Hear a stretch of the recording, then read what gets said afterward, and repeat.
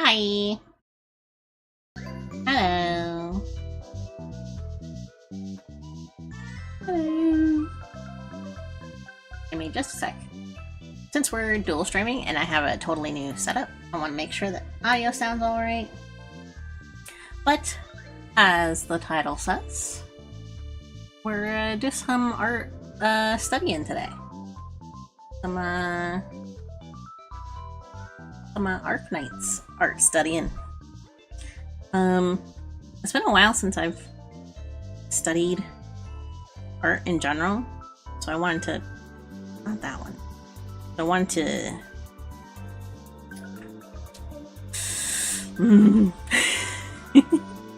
I keep clicking the wrong thing. I wanted to get some in, and I figured this was a good opportunity by using some streaming stuff.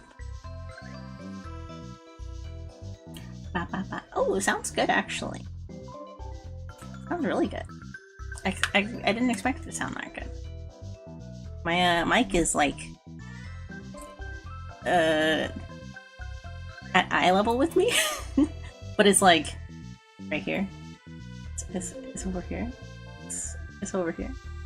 It's over here. Oh, it's here. It's here. But it's like further in front of me, like a good amount away. So, today we're also listening to some new music. Nobonoko. You've probably seen the thumbnail around if you listen to a lot of like indie music. Music for animal cafes. It's really good. I really like it. And they mentioned that they liked all the attention the video was getting. I was like, that's so great. And then they were like, if you want to use it and stuff, go ahead. And I was like, we're gonna listen to it on stream. So I'm gonna link it real quick. Specifically the Bandcamp album, but can download it, see all the individual songs. Oh, here it comes. Oh, oh. There it goes. And since I am using Restream, but I'm on Twitch and YouTube, the Twitch chat is up on there, but I do not have YouTube chat up. On the screen. I am able to see both of them, but you know. Also,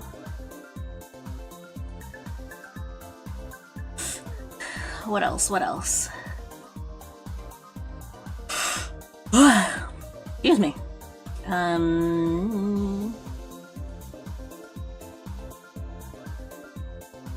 I already have some dropped frames. Not surprising. I'm dual streaming. Oh, I don't have the thing up. Today, we're gonna be using this design that I have.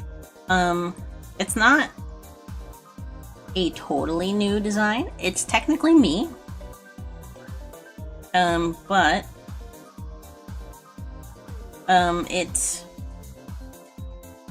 is a remake of my Jupiter design. Let me see if I have that one programmed in. Oops, I pressed the wrong button again. There's something new. There we go. Oh, I saw a loading screen. Is it opening something else? I don't think it is. Oh, it is. It's opening. It's opening another one. That's fine.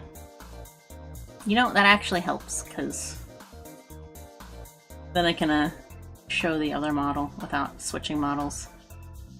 Bow, bow, bow, bow, bow, bow, bow, bow, bow, bow, bow, bow, bow. Hello, Cheetah. Been a while. How are you doing today? This one? This one.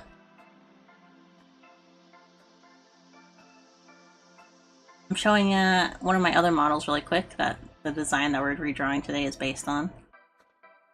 There it is. Yeah, I know how to use it. Look at her! This is Jupiter. Unlock that. Move it around. This is Jupiter. So I redesigned this one. Gotta dab me up real quick. Dab me up! Oh, my tracking. That's the closest I can get to dabbing up. Sorry.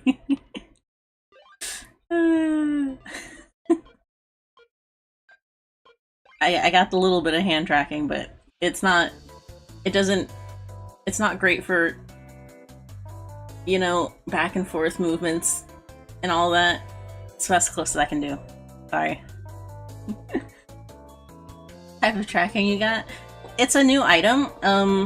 There's a VTuber named PP Slayer. She like spliced her model's hands and put them out as a free item for people to try. So I'm just trying this one out. We probably will be adding it to my main green model at some point. As well as I'm saying this new design here.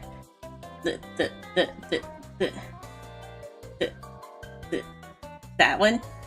This one down here. This one here. I'm kind of planning on making this a 2.0 sometime next year. That's why we're working on it today when I'm studying the Arknights art and stuff like that. So that I can like refine it a bit, see how I like it. And I will definitely have hand tracking on that one. Because I actually really like it. There are times where I talk with my hands, and you would not see it otherwise. So it's kind of nice to have a hand model, or a hand item to play around with and all that. But it's a really nice item. I linked it previously, and I've retweeted it as well over on Twitter. Can I put this over here? No, I can't. Look at my little doll of me. Wow, this is like having a little doll. Can I... Look at this tiny me. I'm holding a tinier me.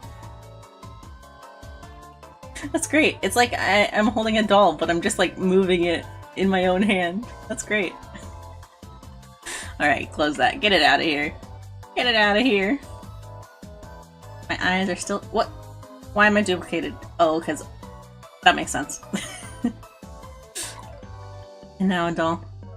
Memorized by the hand movement, now a doll. Yeah.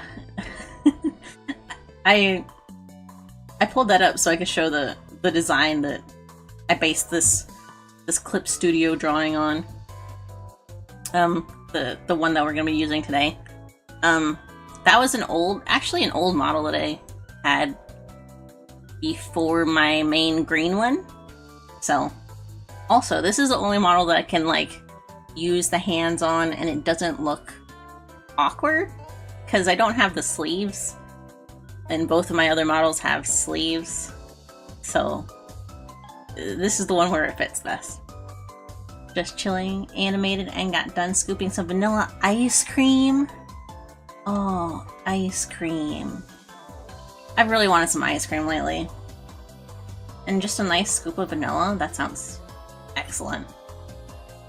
I am pretty good. I had breakfast, I had some lunch pizza. I had Tostitos pizza for lunch. Wasn't crazy, but it was still good. I'm drinking Sprite and water today. I started watching H-Bomber Guy's new video. I haven't finished it just yet. I'm like in the last 50 minutes of it. Because it's like a 3-hour video, almost 4 hours. And I thought I was starting it earlier than I was so I could get it done before stream and like talk about it more, but the bad part about it is that I very casually, on occasion, watch James Somerton's videos, and the realization hitting me in watching H-Bomber Guy's video is so crazy. Because I didn't, like, keep up with what was going on his channel and stuff. I just watch his videos on occasion, like when they would pop up on my timeline or something like that. And I remember seeing one of his videos come up like a few months ago about how he needed to like, he couldn't do it full time anymore and he like needed to close his Patreon or like something like that unless a bunch of people started going to his Patreon. And I assume that part's gonna come up at some point in the videos here.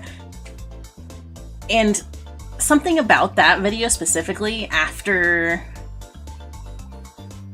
there was another YouTube channel that was like taking donations via like Patreon or something like that to make a new series. And it was like a really popular channel. And then the guy that had made that video and uploaded it to that channel, which was being run by like multiple people, took that money that was donated and like stole it all. Like the rest of the creators on the channel, no idea how he did it.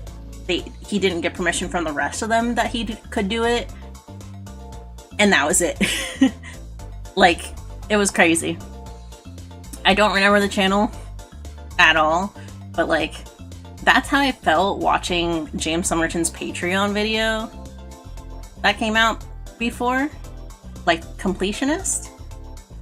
No, it was a video essay channel, but they did like stuff about tech videos and stuff like that. Hold on.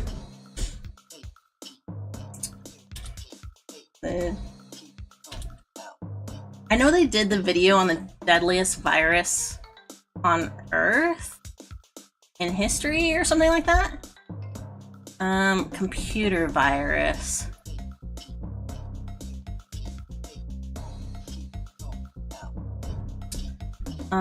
Disrupt TV. I'm pretty sure it was Disrupt. Yeah. They literally uploaded a video called The Full Story of Disrupt. Oh, and like all of their new thumbnails are AI generated stuff. That sucks. But like something happened where one of their main guys, one of the guys that does like the voiceover, he uploaded a video and just asked people to start like financing a thing. So I said completionist drama because drama just broke out, like how he did a bunch of charity streams for one organization for many years, all of it exposed now by his bank stating something wasn't right, having over $100,000. I really liked the Disrupt channel videos too, because they were so unique. It was very obvious that like they were really interested in like doing some really cool tech stuff, but If the fact that they have their own video of like the full story of Disrupt, and it's like a 57-minute video, makes it feel very strange. I'm gonna have to watch that later, honestly, because I would like to know like what happened. Because, like I said, it was being run by multiple people, and just like one guy or maybe two guys like totally messed it up. So, but completionist thing I had not heard about.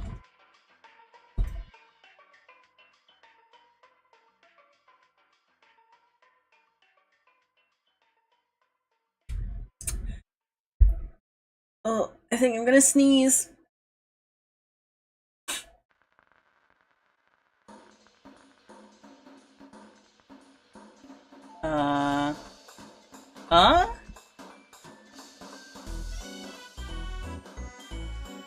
That's sad.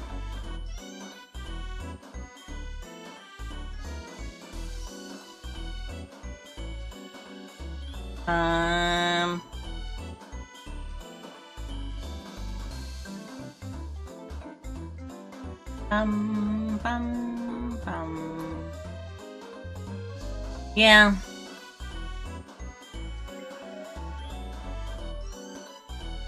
It's sad. Not actually giving charity money and keeping it and hoarding it. Yeah, that's what it looks like. I'm reading a Reddit post. And some other stuff. Oh. Came out like 2 weeks ago. 2? Within the last couple weeks, it looks like.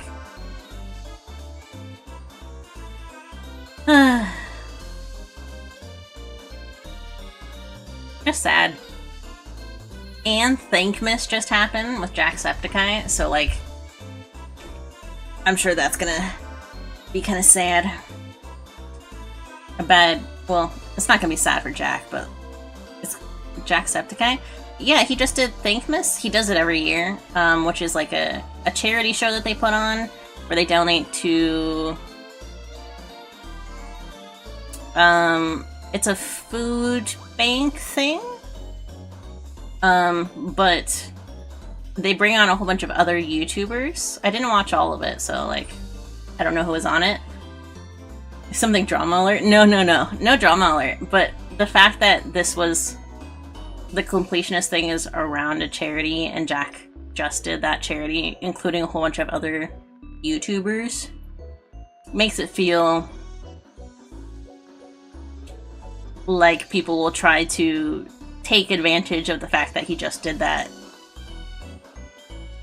in like connection with the completionist thing happening. So it's just a timing thing that I'm worried about for him,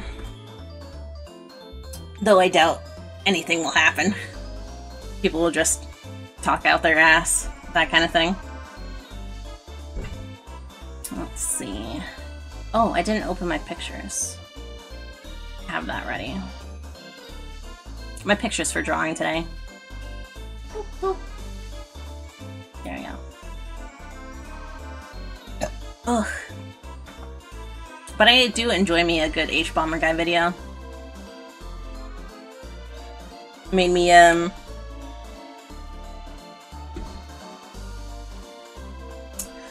it was just surprising. I had started watching the video and I was like halfway through it, and then I was like, let me see what the later chapters are about. Because, you know, it's an H-Bomber Guy video. He's gonna have that twist in it, you know? And when I started scrolling and it said James Somerton, I was like, why do I know that name? And then I saw some of the thumbnails and like the chapter pictures, and I was like, oh no. Wait, I've watched those. And it was very funny to like watch it and like see that the videos that I liked by James were exactly the ones that H-Bomber found were plagiarized, or moments plagiarized from. It was so, like, internally I was like, it can't get any worse than this, right? And I still have 50 minutes left, so. The documentation vid's the bomb. I love those videos. Need them knowledge. Yeah. I really like... I have like a whole playlist of videos called like reality checks with entertainment. And it's just like a bunch of really nice essay videos. I don't have any by James in here, do I? I don't. I was very nervous for a second. Hello, Z Sullivan. Welcome on in. We're about to get started drawing in a little bit here. We're talking about random stuff. Why be nervous? Not nervous. Just like it would feel odd to me that in an entertaining way to watch someone who is like plagiarizing content, even if it's like still good content, is very odd. Was not expecting you to stream on YouTube. Yeah, I stream every so often on YouTube. I'm actually dual streaming right now, so all of the chat on screen is from Twitch, because I don't have an extension to get the YouTube chat on there. But yeah. Oh wait, what? What was I saying? But it was a good video. I'm excited to watch the rest of it later, when I can. Found list benefit. Started following. Cool. I just got a new follower. You're the one that dual streamed? I am dual streaming. I don't always dual stream. Most of the time I don't. I think I've done it one other time. I was drawing some OCs. Let me readjust this real quick so I have this ready for when we get started drawing here. But today, we're going to be drawing Arknight stuff. I'm going to be looking at some artists that I really like that have worked on Arknights. A lot of the art that I picked is from Arknights directly. I'm not going to show too much of it on the screen, but I am going to like, if there's something really interesting about what I see being drawn, I'll like pull it up. And we're not going to be on the screen the whole time. Don't worry. I'm going to switch to the larger screen once we're ready. That's fair. Don't want me spoiled too much. Yeah, I don't want to like... Also, some of this is like stuff that they posted on their Twitters that doesn't have like their signatures or stuff like that. So I don't want to just like throw it out there, you know?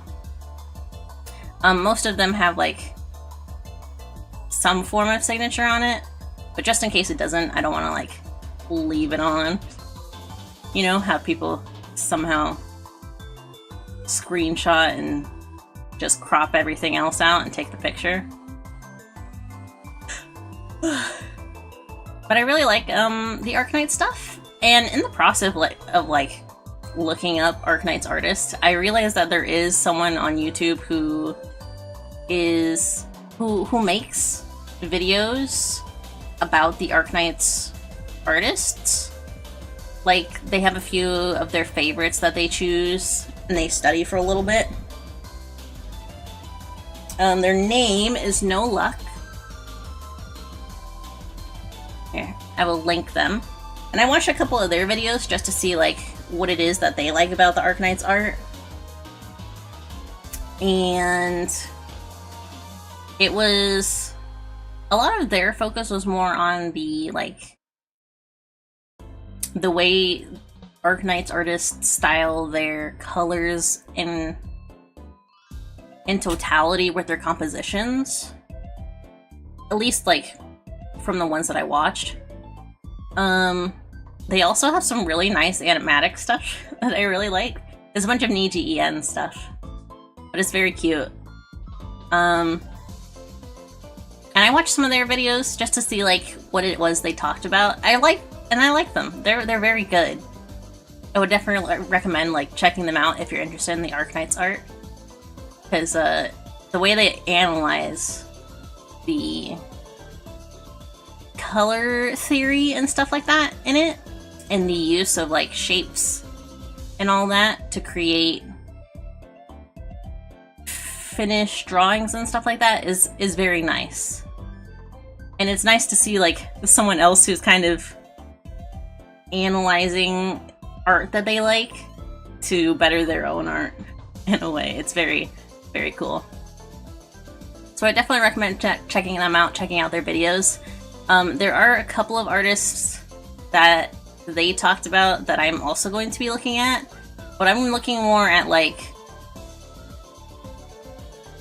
the literal way that they draw figures and stuff like that. I'm not too interested in like the color aspects of drawing the characters, or even the color theory in some cases. I'm more interested in like composition, detail, stuff like that. I think there's maybe one artist that I'm really interested in the way that they render colors, and that is...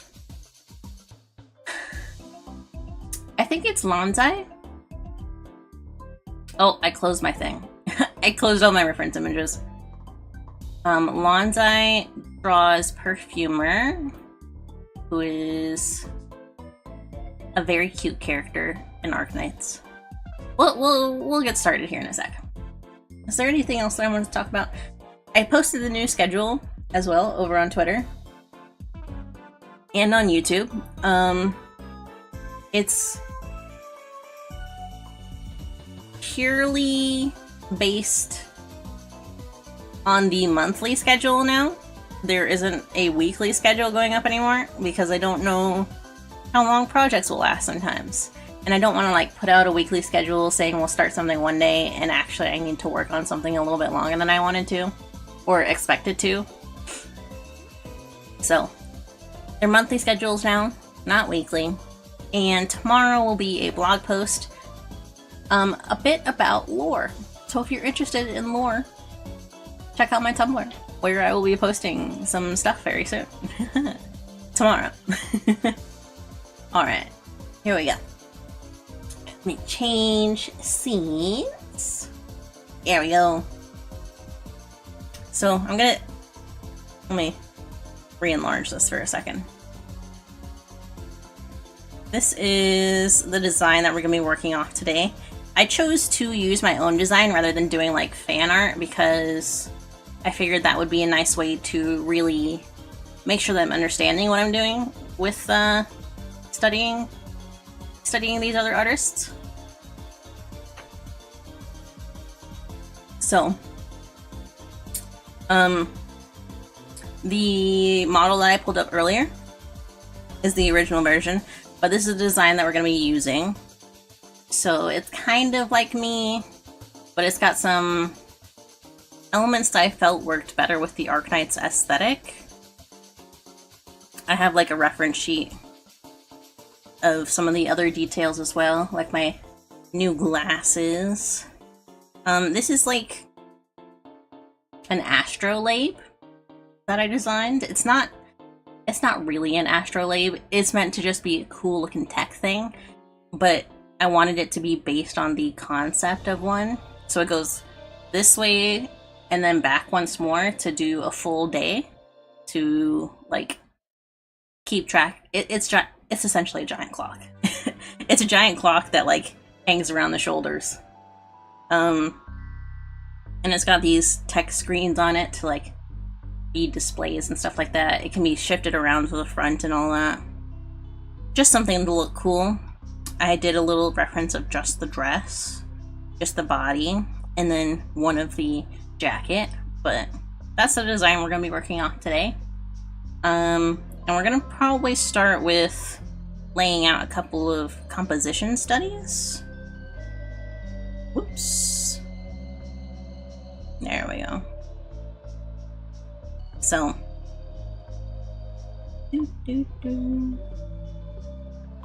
I am going to pull up one picture here on the screen for us to reference from for this. I want to start with, whoops, don't close that. Okay.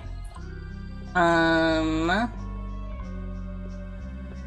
want to start with Nami.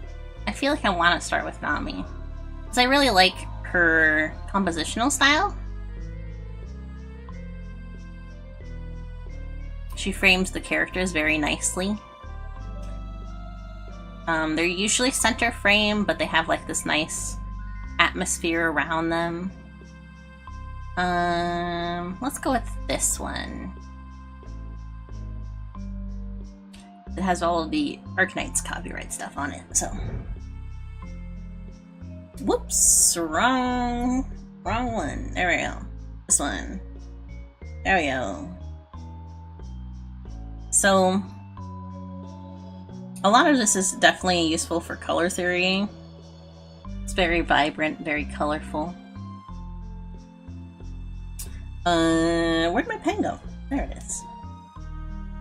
So, what I want to sort of study from Nami specifically, I'm gonna make notes on the side here as I'm going, is a bit more of how they frame characters together. I really like the way that they draw characters interacting.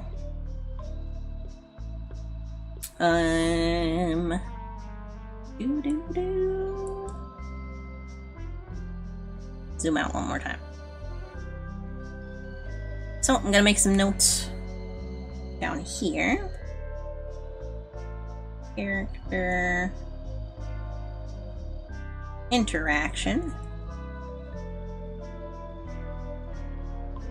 And I don't have my thing up. There we go. So character interaction is something I really like in Nami's style here. Even though the characters aren't technically interacting with each other, they do have like this interaction with the viewer that's really nice. They don't take up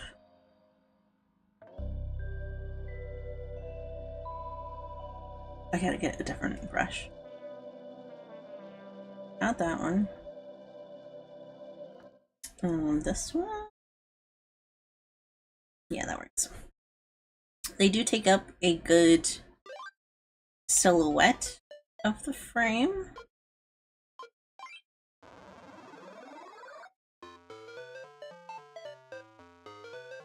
I'm just outlining their silhouette separately.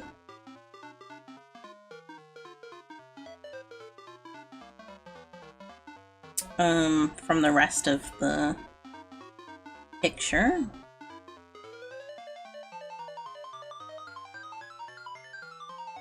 Just so we have an idea of how much of the actual drawing they take up by themselves.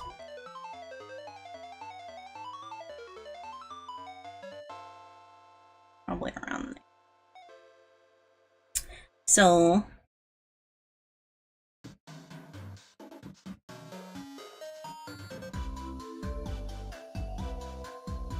if you take out all the background elements and just look at the characters by themselves, they take up a good portion of it. There's not... You probably take up like a third? Let's see.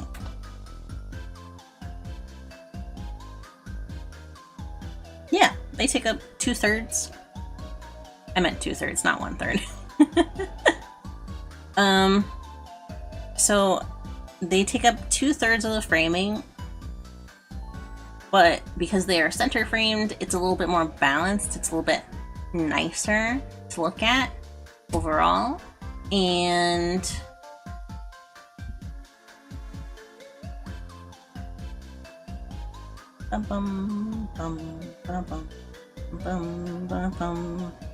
even though they're not like interacting with each other necessarily, this overlap in the middle here, where they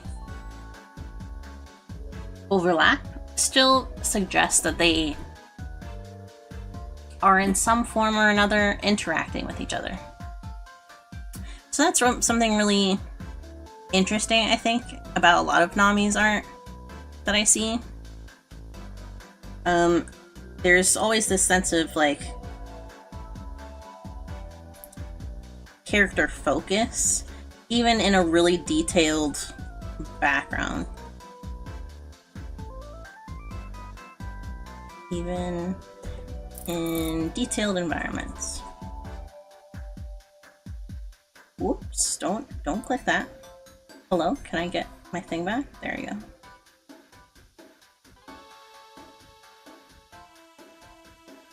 There we go. And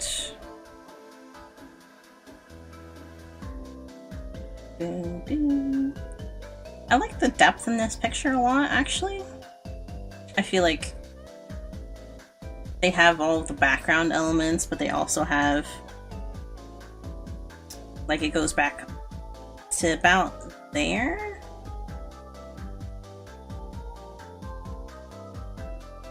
That's about the space in the room. And then there's this other layer of the background all the way back here. And this is literally outside, so it could go pretty far environment-wise. And there's a building even further out there. Or maybe that's just roofing? Because I feel like that looks like a light. Maybe they're in a mall. That would make sense.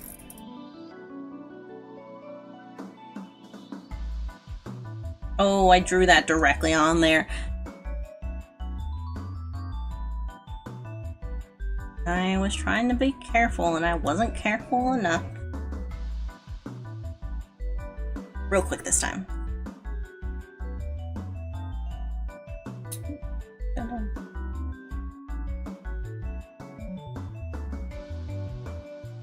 So there's another layer of the background back here, aside from this main room that they're in. And the characters take up the majority of the framing, even though they're only taking up, like, in its entirety, about 2/3 of the image's composition. So that's really nice as well. That's how she gets, like, a really nice balance between everything. And this isn't the only picture where she has that. In the one on the YouTube thumbnail, it's very similarly framed, where the main focus is on the characters in the very center, but there's still a lot going on in the background. The majority of the characters still won't take up, like, 2/3, maybe 3/4 of the composition. There's still a nice balance given to everything in the frame. And there's even some details in the far back that could be considered, like, character details. But differently, when it comes to characters by themselves, let me write down the portions. Characters, 3/4 to 2/3 of composition.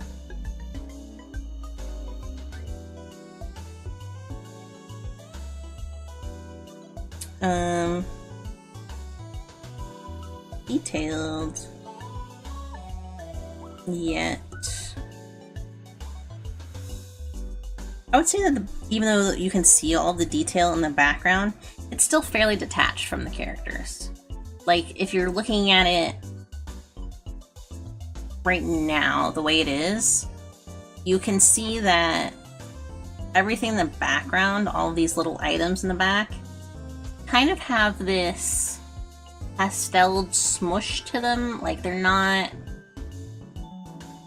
even though they're fairly detailed, they're obviously not the total focus of what's going on, right? So detailed, yet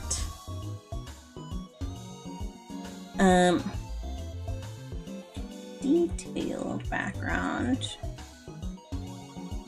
yet still out of focus.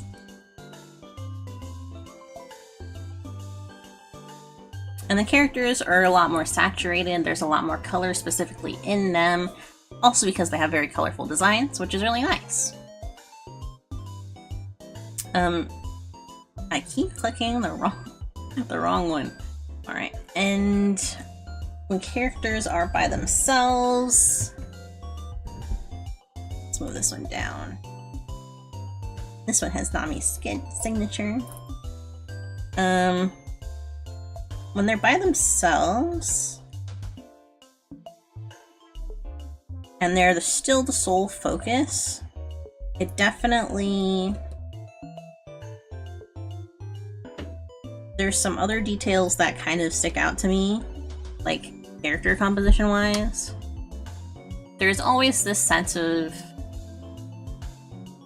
even if it's a really simple sense of action, like they're always doing something or like interacting with their environment or like a little item or something.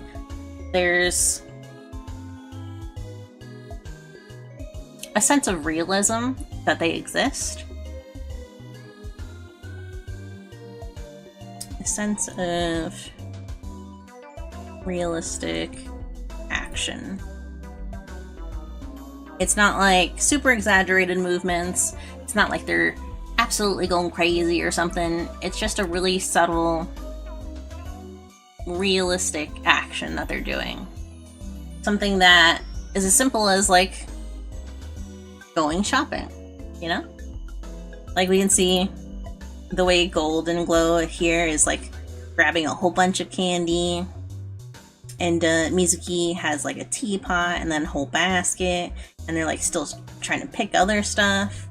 There's this sense of like really cute realism and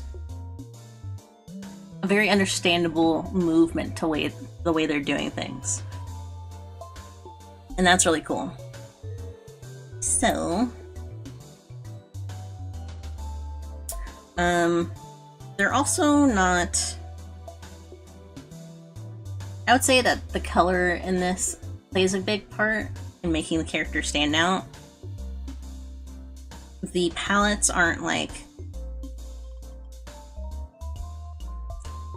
They don't draw too much attention. Palettes are balanced.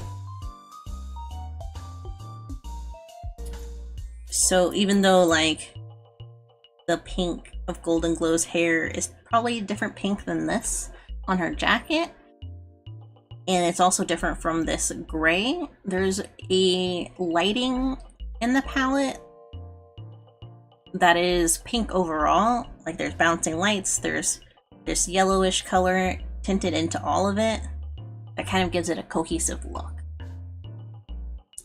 And that's something very nice. I also noticed it over here where even though they're two different colors, you can see a lot of pink on Mizuki, and you can see a lot of blue in the grays on Golden Glow. And both of them have this nice warm lighting over them where even though they kind of have like, even though Mizuki especially has a colder color palette, there's still this nice warmth in the image overall. So I would say balance, a part of the palettes being really well balanced is the bouncing lighting.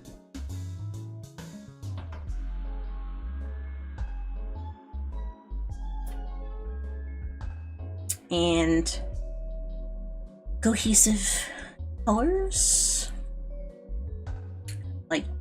Like I was saying with the gray and the pink, even though the gray is obviously not the same color as the pink, it has this wash over it that's a nice similar pink. It's almost purplish, probably especially if you isolate the color by itself. It's giving kind of a blue color.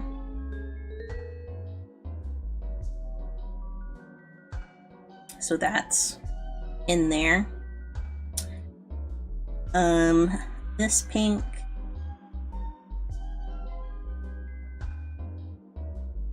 comes from there, and this, it's kind of a nice middle ground of it here.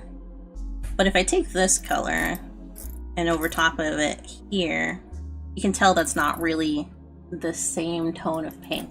So adapting the color palette is obviously something that Nami is doing to make sure that the images have like, they're not distracting from each other. They have a nice balance between all of the colors and shading and all of that. So that is very nice. Let's see. I really want to, something that I like about Nami's art especially, and that I want to try and like emulate in the study today, is the sort of realistic action I was talking about right here, where I want that kind of cozy character, kind of cute, kind of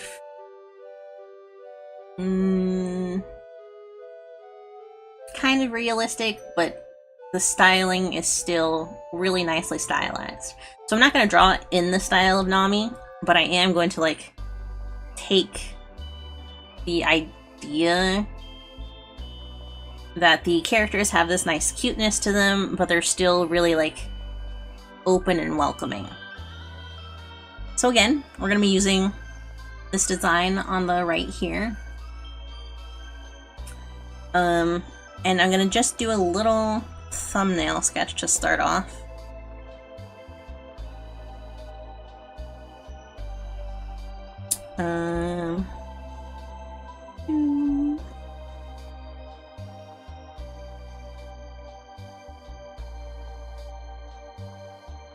Oof. I think I'm gonna sneeze. Hold on.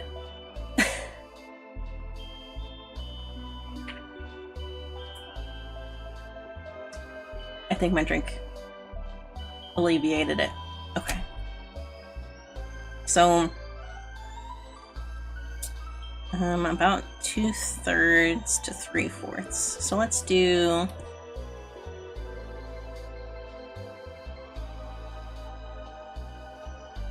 I want to. What kind of action should I be doing?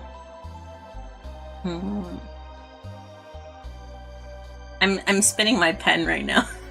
I just realized that the hand tracking can show you that. I think I want to be like cooking or something. I've wanted to make some curry. I got this nice little curry thing from the grocery store, and I was thinking about making it, but we were using the rice maker to make some dog food. We home make our dog food because they need more nutrients than they can get from the canned dog food, unfortunately. So we had to like start making it ourselves. And we were prepping that yesterday, but I wanted to make the curry and I didn't get to. It's really cute. It has little Doraemon marketing on it. And it's just really nice. It's got a nice blue color. Like a Doraemon. Glasses. Let's hold off on the glasses.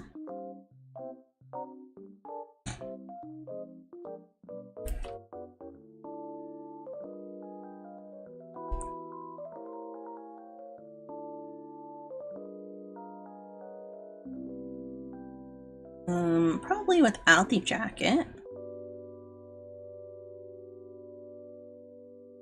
Although, no, I feel like the jacket would probably take up too much of the composition. So, I'm trying to get an interesting...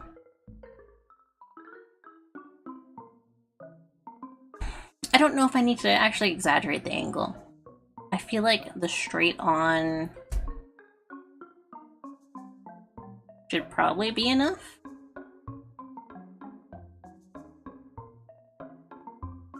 Yeah, let's try just a straight on composition instead.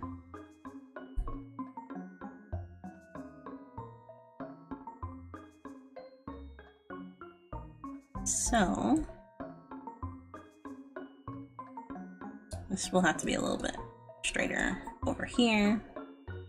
That's a rice cooker.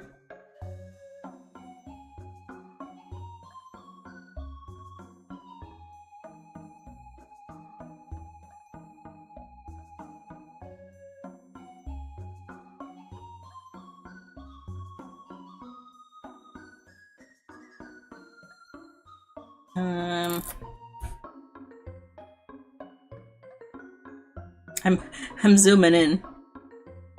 Don't want to get. I'm not crazy about the way that Nami draws mouths. I think it's very cute, but it's not really my style. So I want to keep my style of mouth as close as I could. Didn't want to actually be looking at it out of the corner of my eye and be like, why can't I draw it the way I want to? So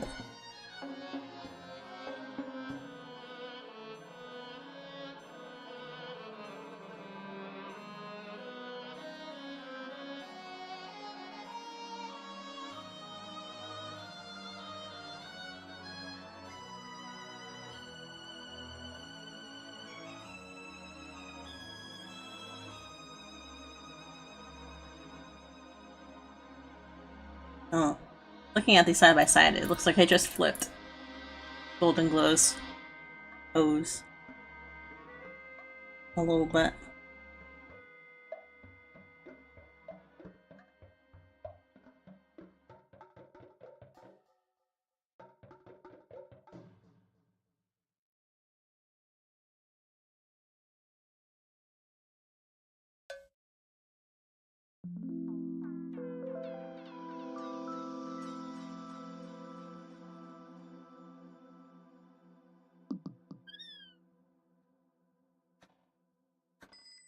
Let's get the little braid on there.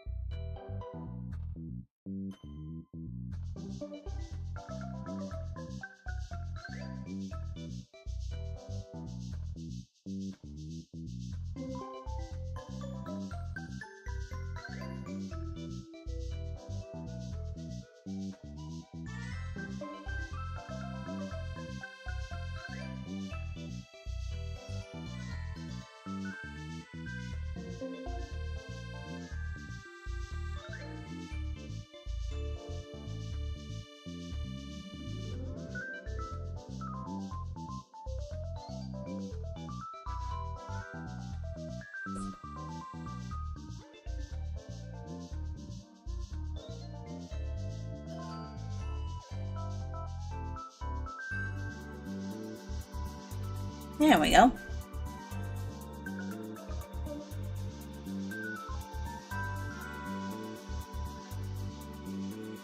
Let's assume I'm doing some kind of cooking right there. Oh, cracking? Cracking? Cracking? What happened there? I don't know what happened there. That was weird. I did that, okay.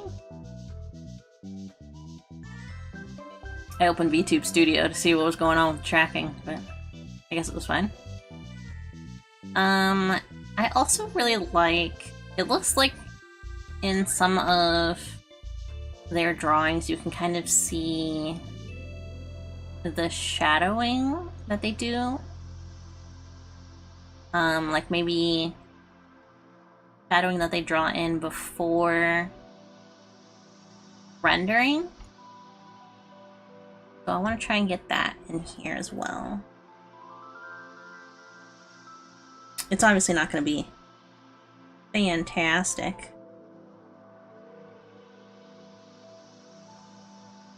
because I I'm not going nearly as detailed as they do.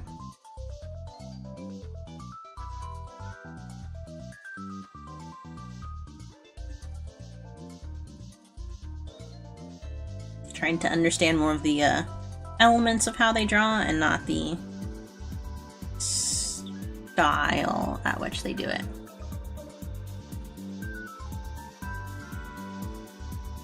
And in a bite-sized manner for stream.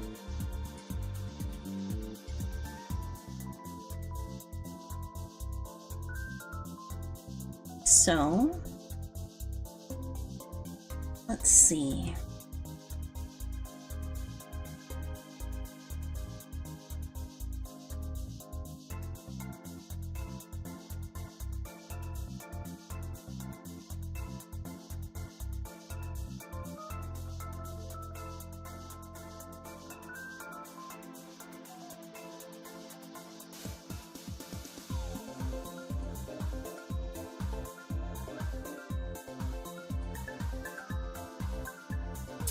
I do kind of like the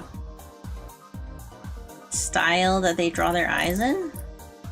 The tallness of the eyes and the pupils and all that. I think it's very cute. So we're gonna give that a little bit of a try with the eyes here.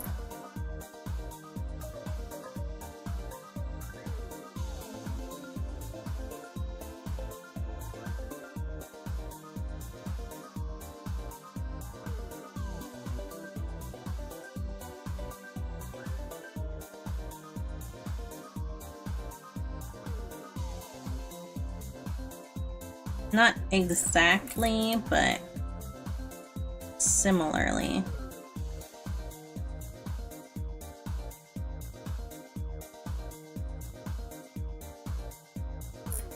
That's a little too...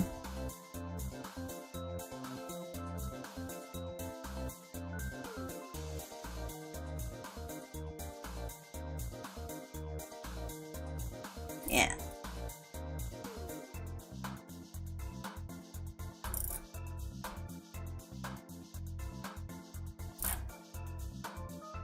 It's a very atypical eye anime style. I think when most people think of anime, it's very similarly to this eye style that Nami has going on.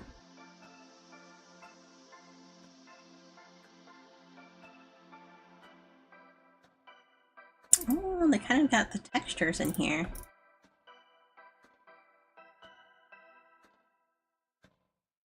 I do also really like, in their colors, this line that they have on the outside of their shading in some places. It reminds me of watercolors a lot of the, in a lot of ways, where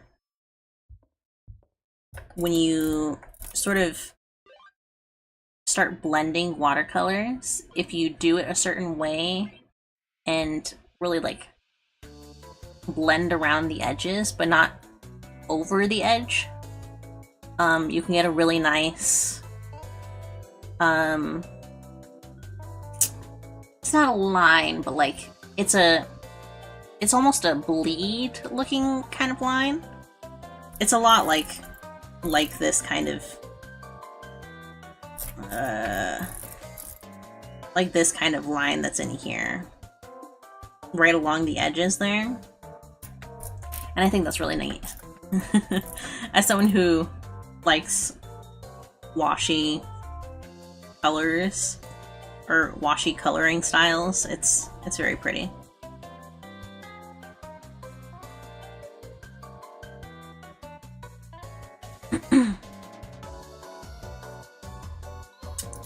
So, kind of casually doing something.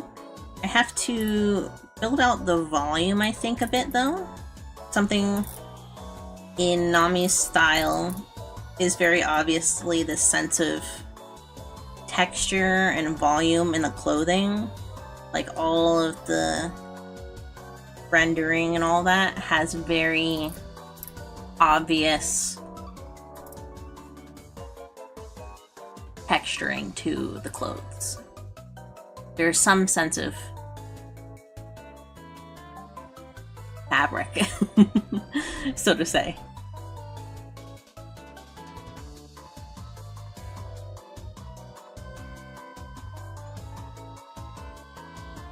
Let me do that.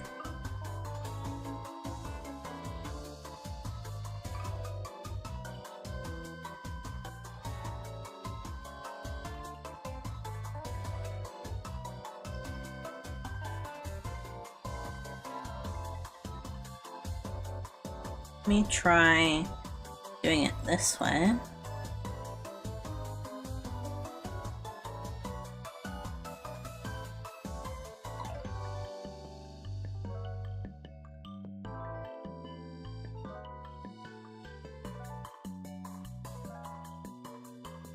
Oops.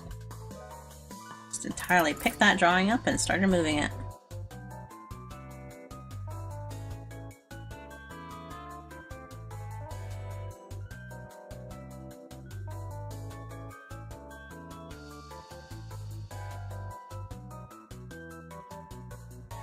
Oh, this is more like a shiny kind of fabric.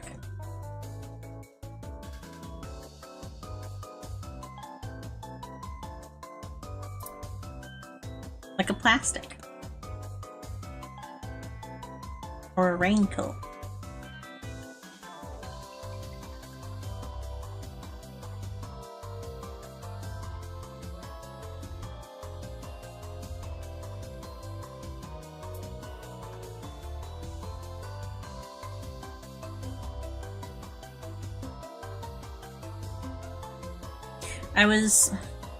So I got a bunch of stuff I bought on Black Friday yesterday, and among it was the art book Gadgetry by Shiro Miwa, my favorite artist. And in it, he had some comments. There's usually like a little preface or something like that, where he said, I really like drawing on real paper sometimes, and then still scanning it in, even with the like advance of digital stuff today. And it's because he essentially said it was like, if I didn't draw the patterns that I was doing, if I just copy and pasted them all the time, I wouldn't feel like I actually accomplished anything. And I felt that so much. I do copy and paste patterns, but like, I would much rather, in some ways, just draw them in their entirety. But it doesn't work as well for, especially things like Live 2D. Like you can see I have a lace pattern, right? And I had to copy and paste that. But if I wanted to, I could have drawn it. It wouldn't have held up as well in the rigging process. So I couldn't do that. I still copy and paste a lot of other patterns from time to time because it's just faster. But if I had the option, I would totally draw every single pattern that I had to.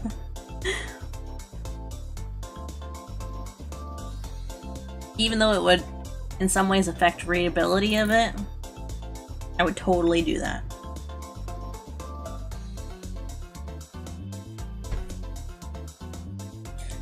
This is something that I wanted to check actually, was how Nami draws boob hang, boob shirt. Shirt boob.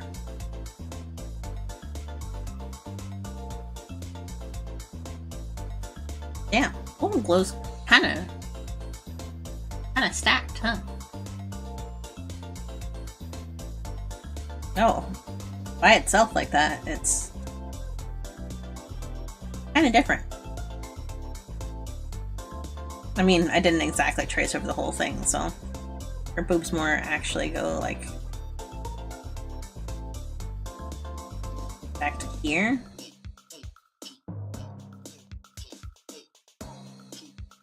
And they're probably closer to actually there. But even then.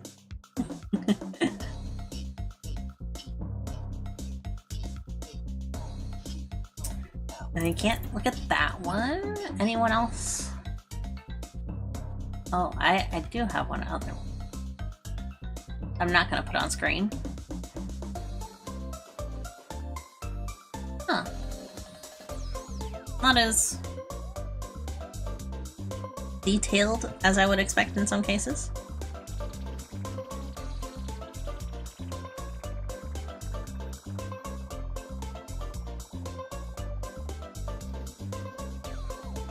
Oh, I didn't even look at how she draws noses, actually. She doesn't even draw noses. There are no noses here. If I erase my nose, does that make it look more like that?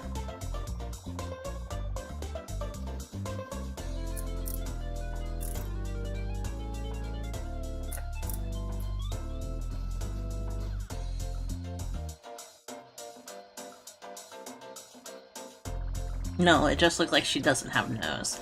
I suppose because I have glasses, it affects it a lot more.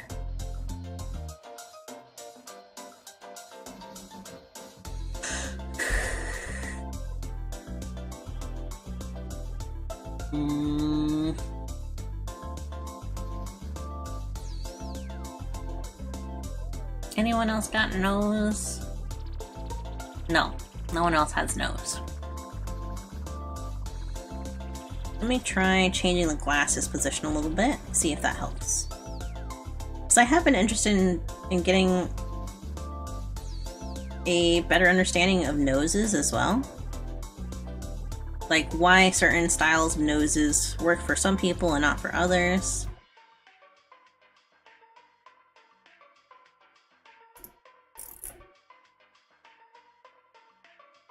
I just hinted at a nose.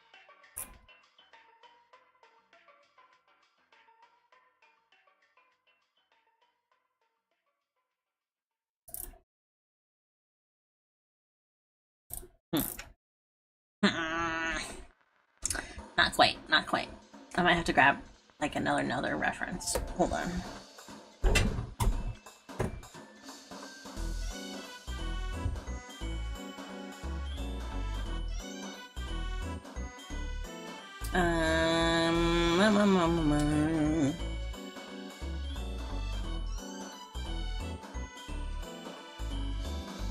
Bum bum bum. Bum bum bum. Yes.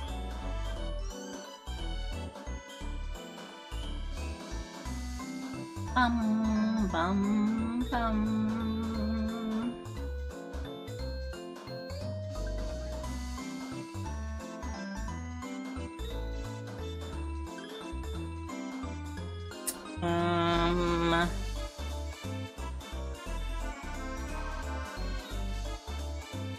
This isn't bad.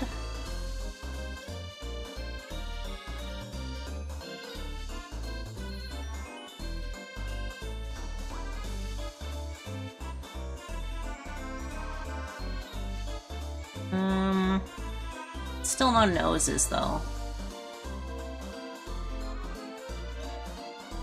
But there's this sense that there is a nose there. I can't explain it. Like there's no nose, but it still works, you know? Which is surprising. It's one of those things that I would not expect.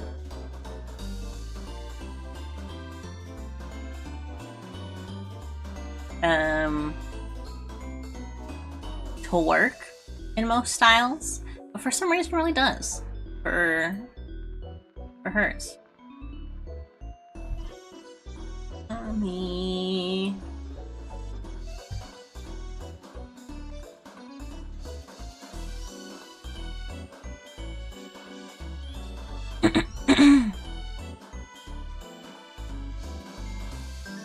Oh, I have an art book by Nami I could look at if I really needed to. I'm looking for noses. Oh. All I want to know is about noses. There are no noses here. Not a one. Not even a one.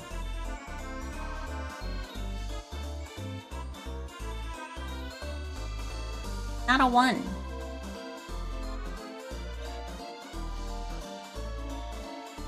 Can I open the image?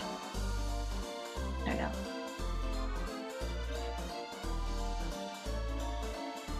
Oh, I can kind of see the sketch lines in this one. In some places. Interesting. Interesting. Are the lids also? She definitely draws lids. Eyelids, that is.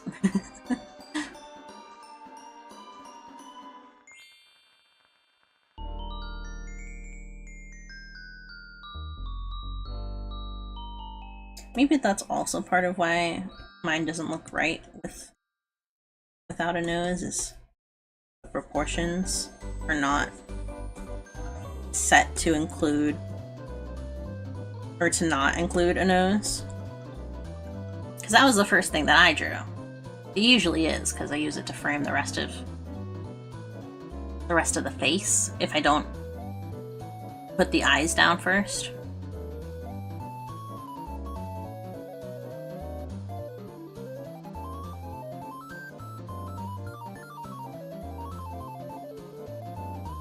I'll do a more Nami style face. See if I can get the nose effect.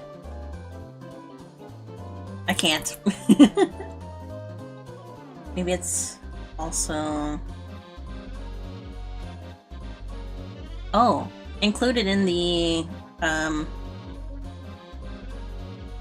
Black Friday items that I got was also Dan. I'm very excited to get the rest of it.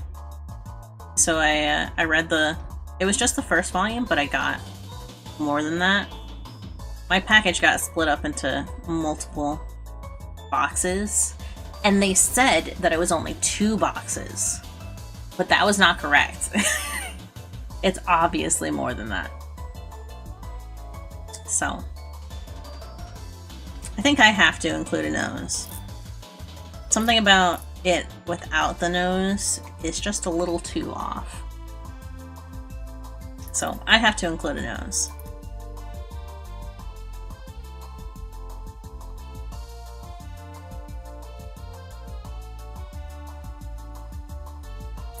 Nope, that's not correct.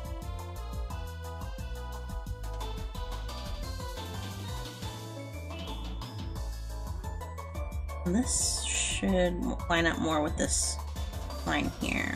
There we go.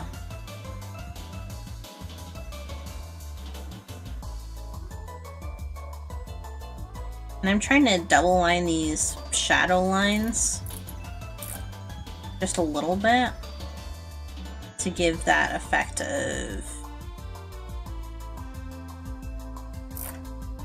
what the watercolor shading does.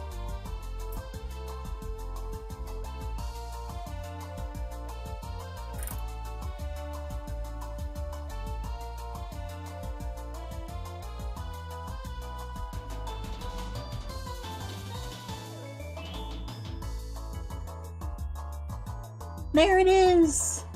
Okay.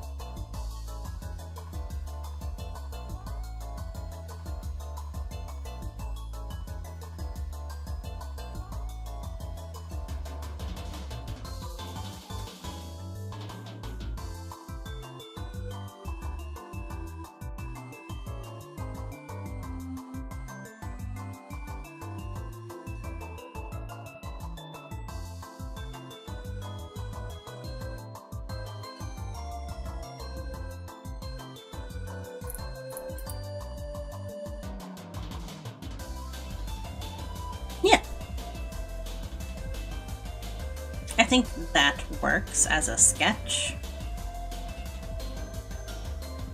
Let me grab the... Let me draw myself grabbing the box of stuff. And that.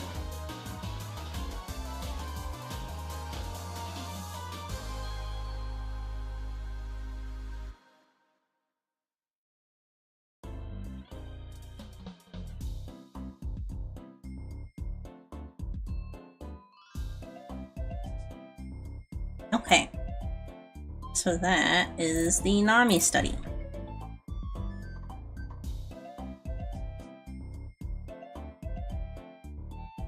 There wasn't a whole lot that I like specifically wanted to study with NAMI that wasn't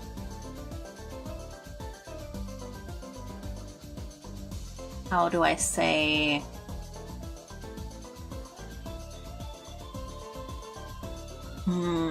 that wasn't like specifically within their anatomy style. I think they have a very nice anatomy style, or outside of their compositional style. I think the way that they compose images is very, very nice.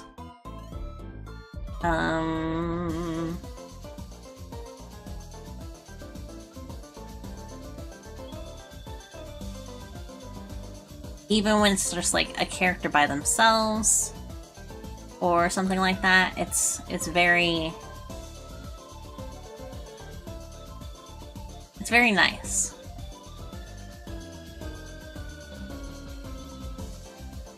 I think also a big part of their style comes out in their rendering process, which I don't want to really work on today. I don't really want to work on color stuff. Also why I suggested checking out Noah Luck, because they have a really good understanding of like color analysis. Something I've also never been super strong with, even though I understand colors and stuff like that.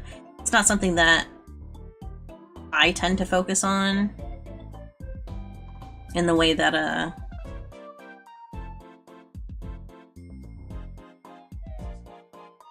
I should at times. So there goes the NAMI study. Next,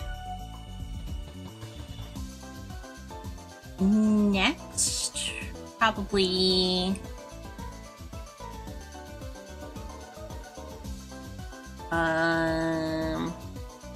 where'd my pictures go? There they are. Let's do Lanji. I really like Lanji's art. I can't pull up any of this because they don't include their signature, but I will grab the actual like character portrait that they did in Arknights.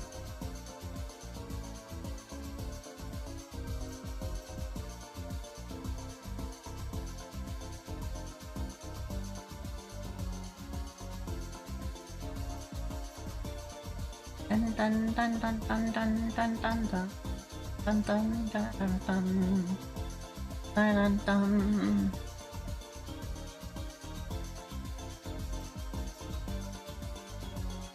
Let me make sure I have the right artist. Yes. Okay. She has that. And does this show me the costume? Actually? Wait.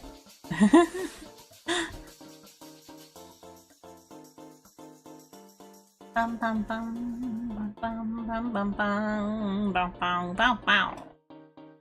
That's okay. We'll just pull up the maybe not the elite.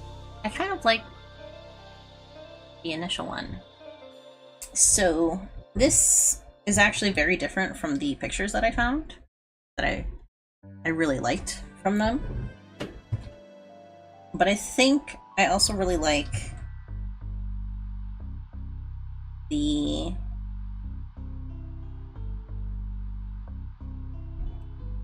designs. There's a nice softness and proportionality in their characters that I like. Also did Perfumer's costume, yeah.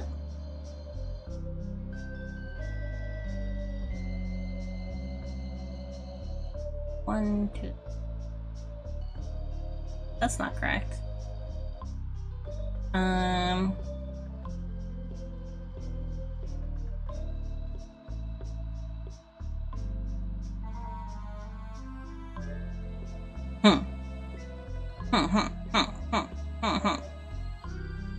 I guess it's hard to explain without pulling it up.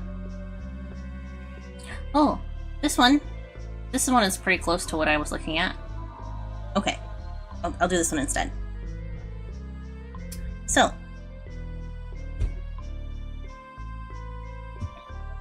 something in the way Lanji draws their character poses and stuff is that they're very, even though they're kind of like in some ways rigidly posed, there's also a really nice softness to their movement. So we can see, even though the pose has a lot of boxy shapes,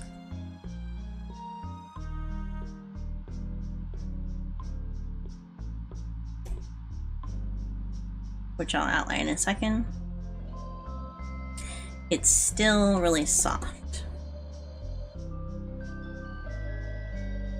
Part of that is definitely their coloring, which is something I'm going to be doing for this study that I do. I'm scratching my neck. Sorry. Where is it? So we can see it's kind of boxy. It's got a lot of straight lines in it. Even the more curved ones are a bit straight.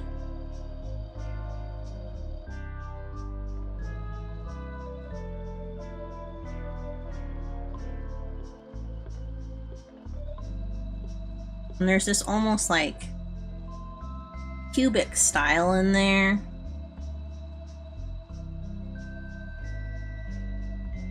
That I kind of like.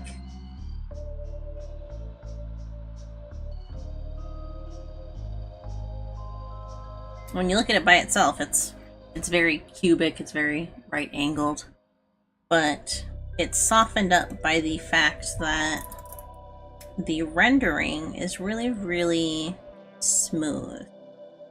So you can kind of see that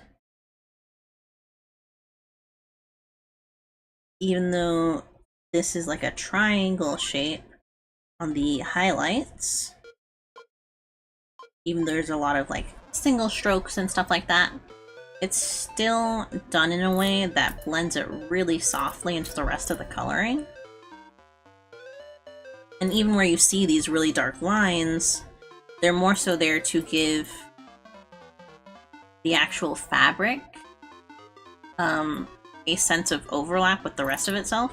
So you can see it's really dark here, but not really here, even though this is clearly like where a part of her arm is resting and bending the rest of the fabric out.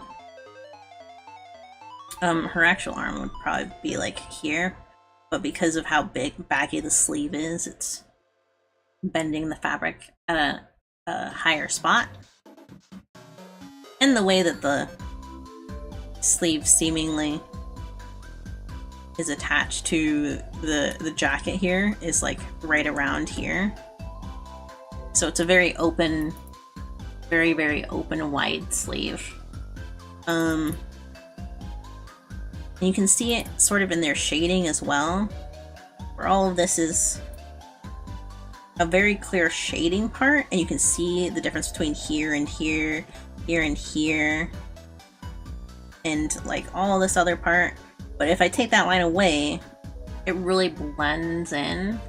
You can still definitely see it, but it's not like an immediate thing. It just adds a natural dimension to the shading. And that's a very nice, soft look. It's even more noticeable here because if I zoom in really close here, you can see there's a lot of blend toning in between right here, where when I zoom back out, that's very obviously a large brush that they're using just to get that hard edge, but also make it soft enough that it's not blocking off that part to the rest of the color. So if I take a similar large brush and I try to like do a similar shape, you can see it leaves a really like fuzzy line on the edge there. And that's because this is fairly hard edged, but it still has a nice texture that leaves a bit of shape, bit of almost natural traditional medium kind of look to it. But if I use a different brush, let's try the Godon brush, because that'll probably show what I mean.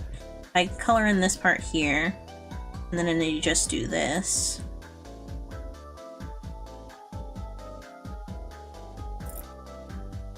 Hold on.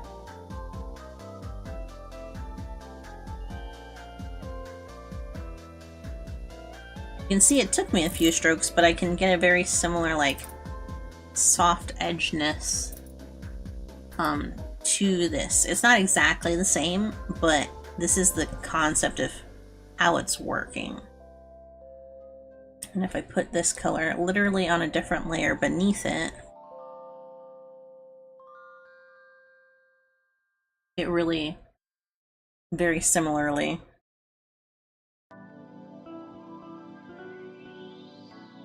blends out. It's not exactly the same because obviously I did it a lot smaller, but if I just put it over top of that, you can see it's about the same width. And it gives a similar effect. If I make it even smaller, it's practically unnoticeable from afar. But if I zoom really close, you can see it's a lot cleaner, but that's also a part of image rendering. When you turn an image PNG, post it on the internet, or even JPEG and post it on the internet, it's going to naturally compress on whatever website you're uploading it on. And that'll give a really soft edge like this, and even greater fuzziness. So when I was overlaying those colors on top of there, that's why mine were a lot sharper than this was as well.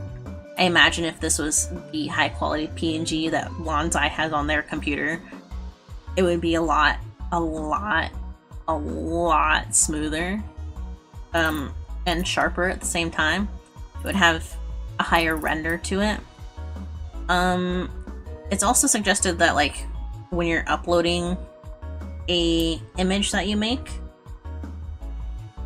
you should be drawing it at a higher resolution and then downsizing it when you're doing your final save. So most of the time when I'm drawing on a canvas, I draw at like 8 inch by 12 inches. That's technically the official size of the canvas. It's like this one that we're drawing on now. This is 100% zoom. If I had drawn this picture at this quality, on this size canvas, I would still have all of this size left. all of this canvas left. So if I zoom all the way back in again, this is 100% zoom. So like, I still have a lot of canvas to work with. But I imagine Lanzai probably drew it at a larger size, right? And then downsized it by changing the resolution in their final save. Because they have also a lot of detail in their other pictures that I'm looking at, where it's a very nice brush texture, but I can't imagine them getting that level of look and detail on a smaller canvas size. It would probably look really pixelated, just because of how large their brush would need to be to show off that texture. And that's another reason that you work at a larger size, is if you have a really nicely textured brush and you make that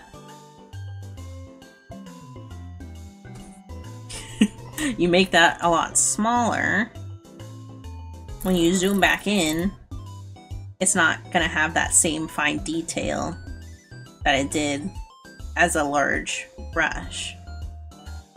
You're going to lose a lot of that quality of the texture.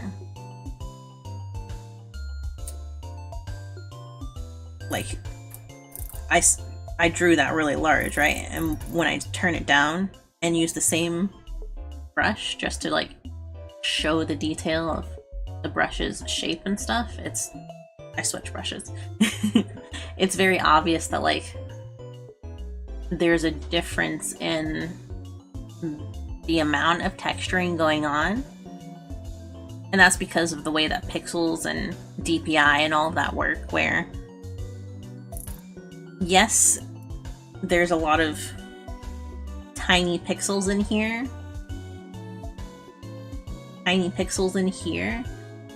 But if I'm shrinking that down, that's not going to take up 1, 2, 3, 4, 5, 6 pixels.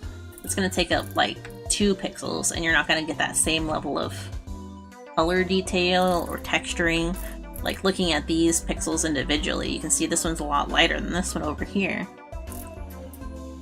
So I imagine, that's not what I mean.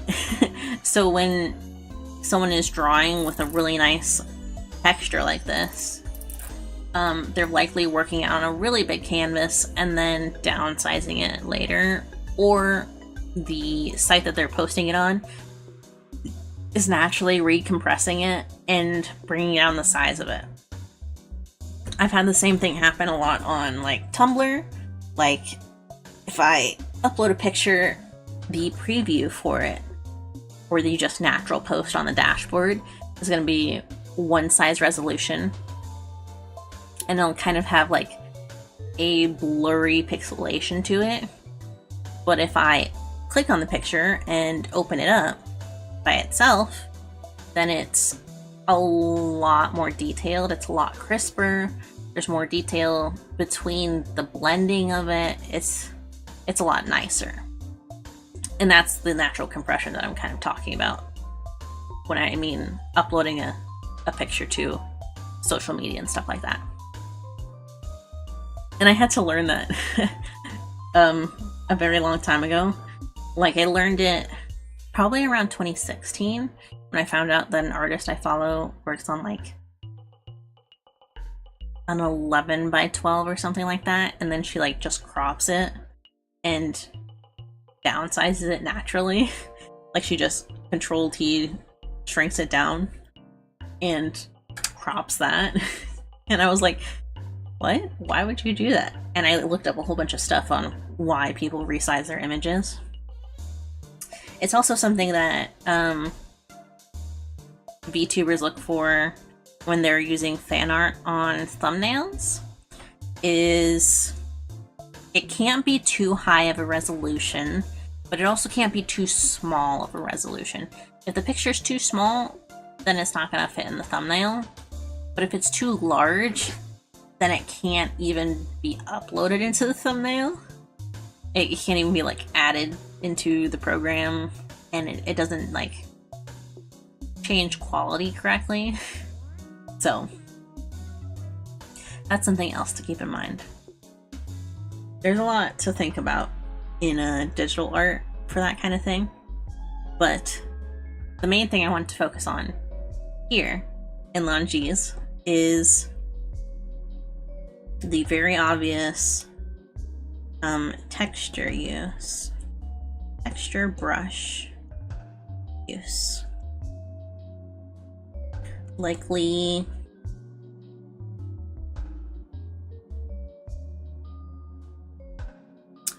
a larger brush,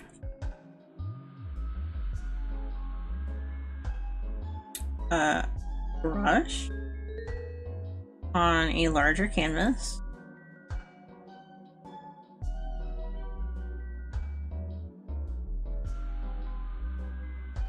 and then image resized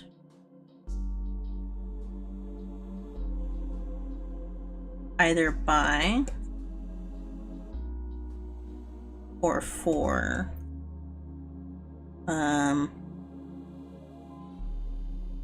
social media.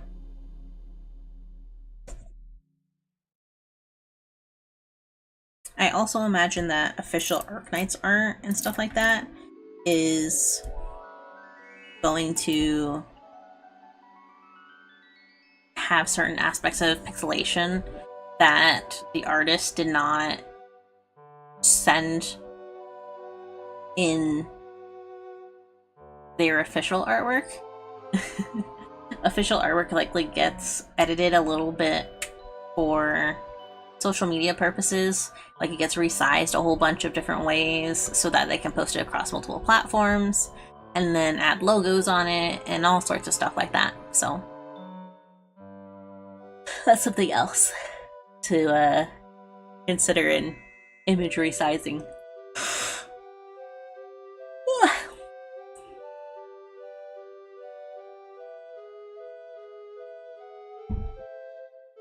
So, what else? I really like how soft and warm their color palettes are.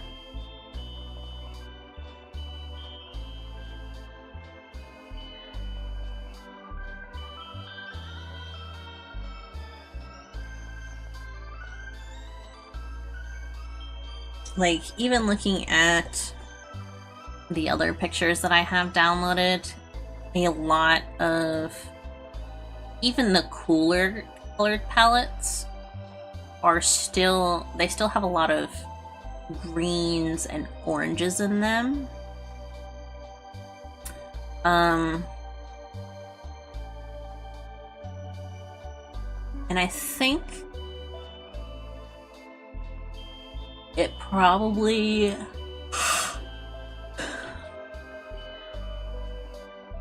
the coldest one that I found literally is just like red and gray, but even that has like some cool greens in the back.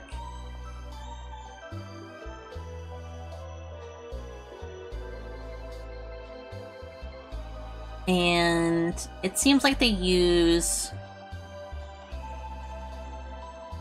either a blurring tool or like some form of pasteling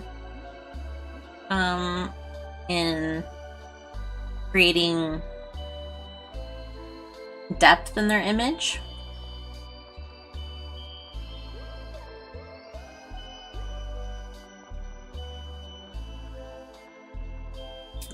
Blurring slash grayscaling slash desaturation.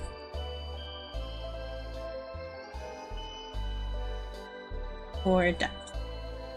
There is one that they have that they don't do that on,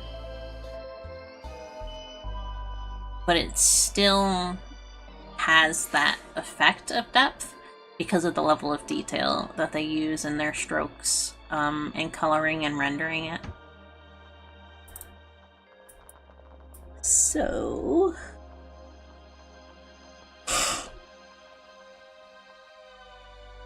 let me make this a little bit larger.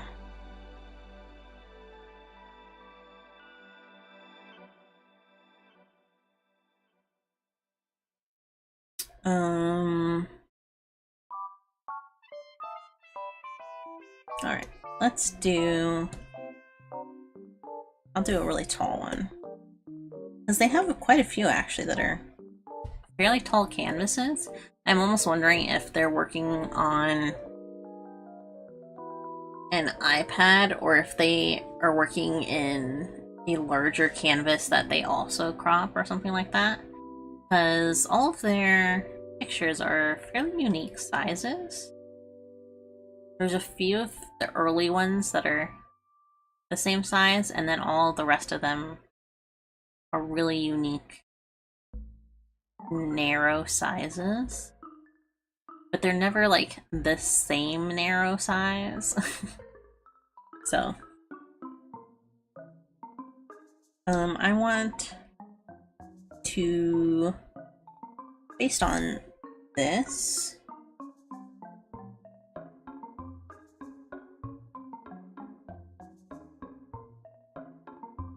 this reminds me of Inuyasha. Based on that, I want to make a drawing, a tall drawing, maybe waist up. A lot of the references I have are either knees or waist up, or full body. And I want it to be soft. I want to have that softness. I really like soft art. when it's got this like comfortable smoothness to it. I really like that.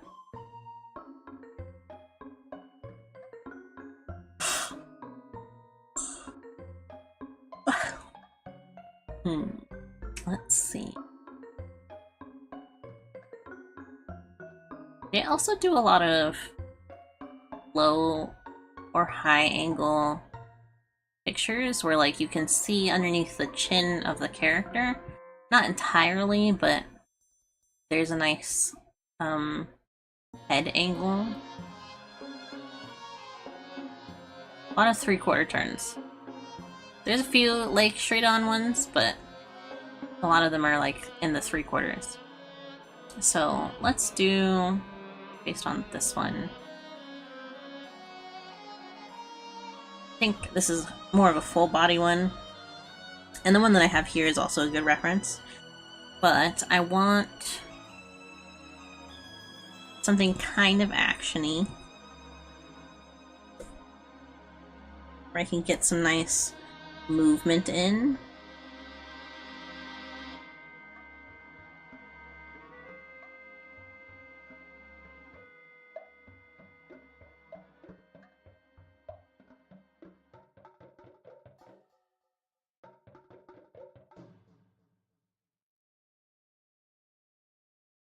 No, I need to restart that.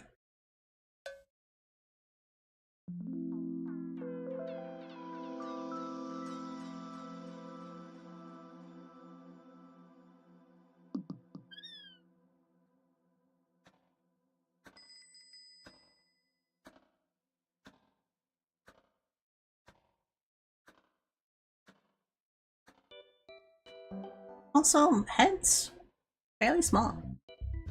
Not super anime heads. Fairly small heads.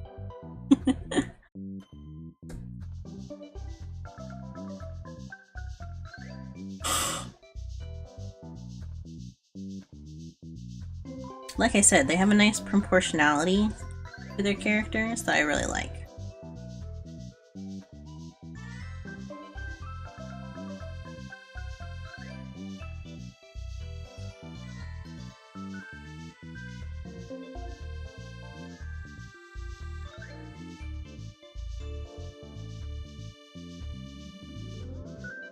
A little too pin-uppy.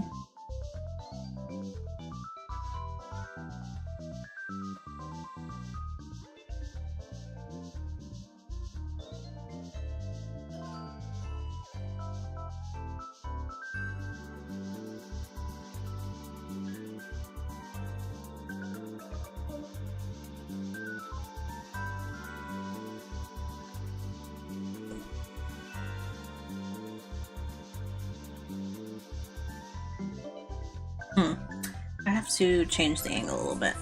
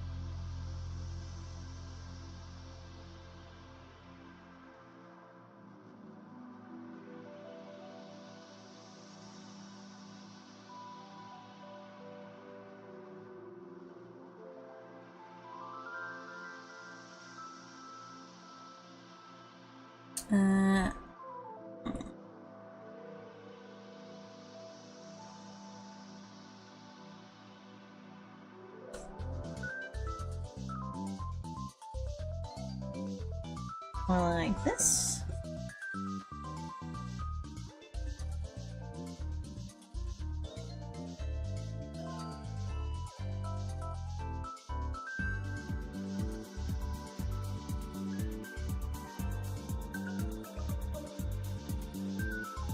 I wanted to make sure to write that down before I forgot.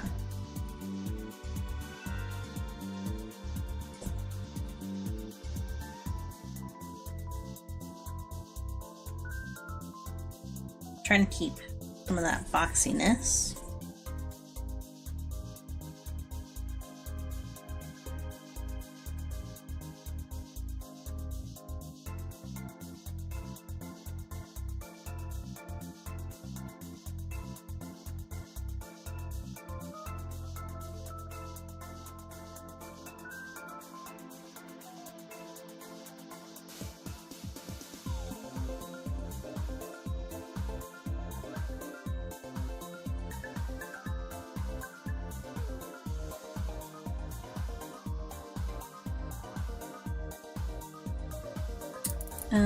Do I have a reference for closed eye style or something like that? Any blinking from Lanzi? I don't think I do. No.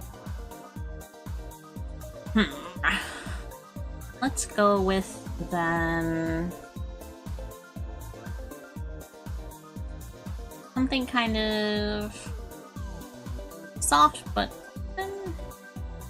this is a bit of a higher angle. But the head is tilted in a way that I think works.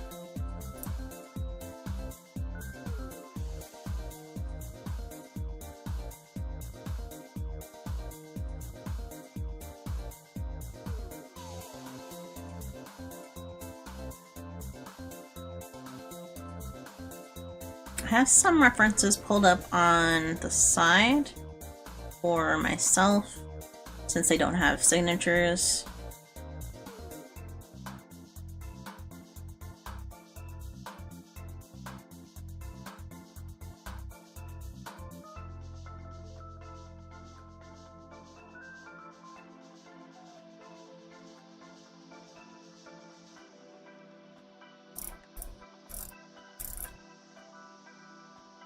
They use a lot of that kind of open flash technique. This.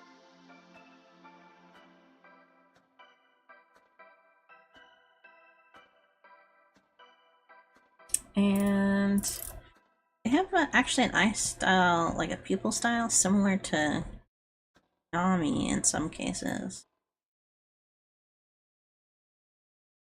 where it's kind of an atypical anime eye style,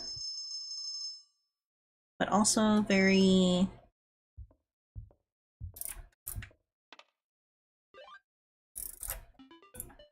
soft, very simple. It's a lot simpler than you would find on like an anime chibi or something like that. Can't quite get this shape correct.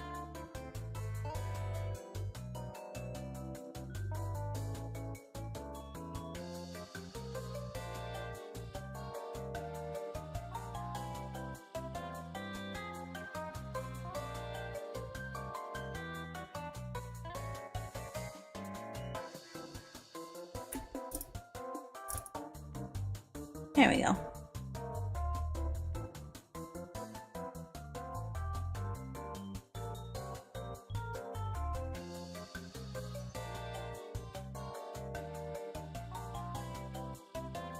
That eye is definitely still off. And the face shape isn't quite...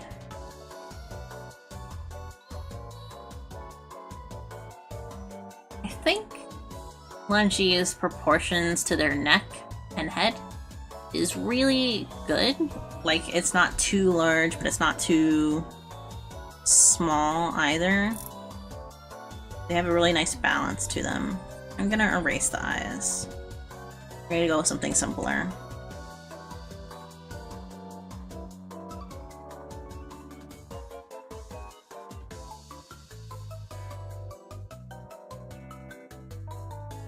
Just because I don't think I can quite get it in a way that Lungy does.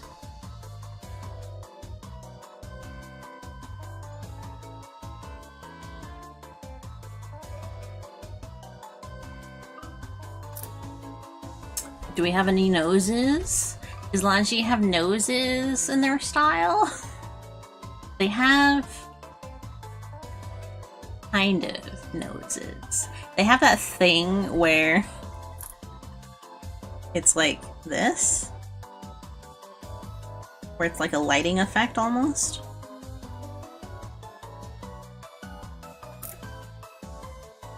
It looks pretty nice, actually.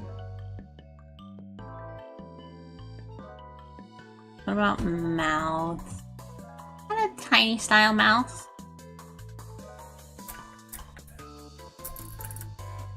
Really simple.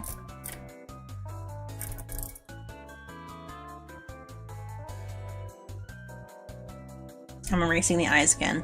I just don't.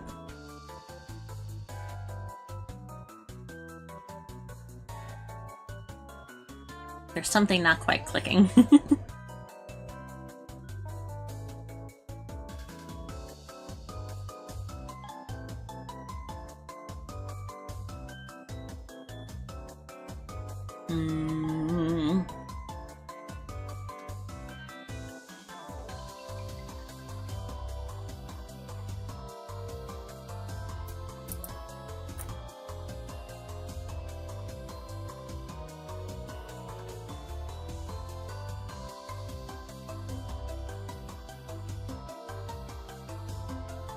The thing is that I don't have any, like, sketch references compared to some of the art of the other artists that we're gonna look at as well.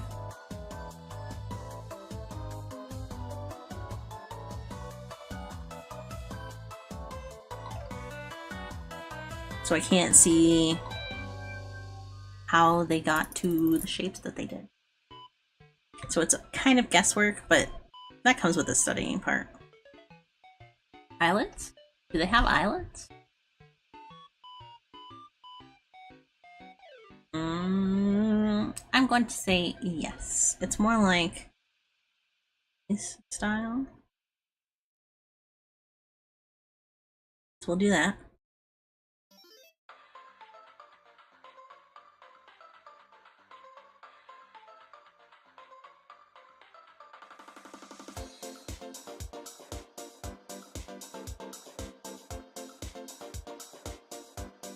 And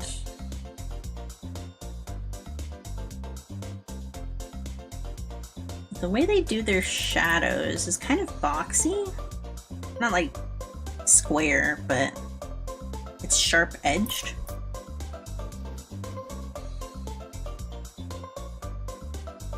So, me my details on here. Draw my flower lace pattern. And add hair. I suppose their hairstyle is fairly sharp as well. They have really nice, like, flowing lines, but they're not, like, curly at all. they're just very...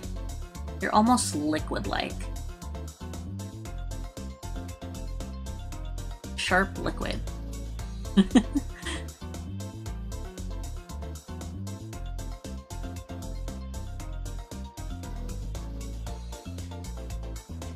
So...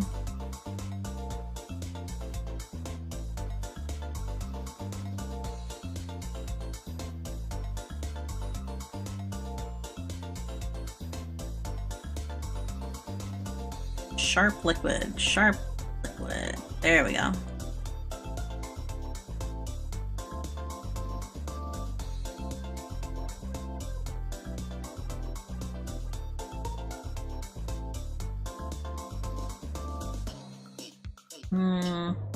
It's a little too long, actually.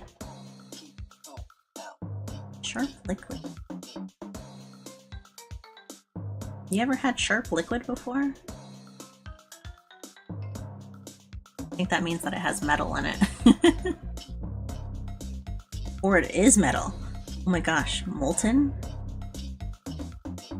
But then I think you would die. I think you would just die the moment that you try to drink it.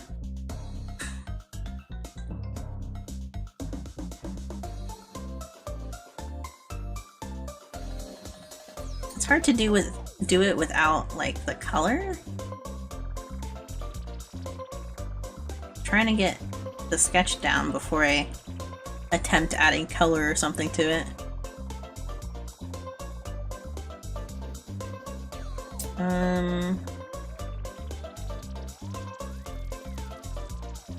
How do they draw legs? That's an interesting question. I think they're pretty sharp.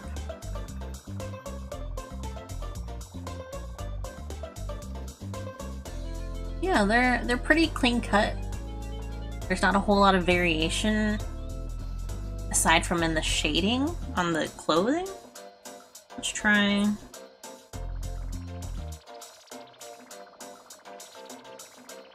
something...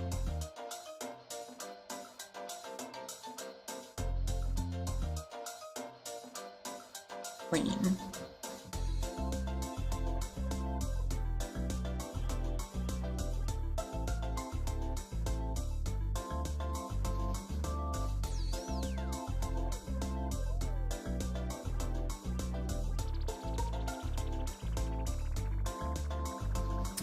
The skirt probably goes to about here.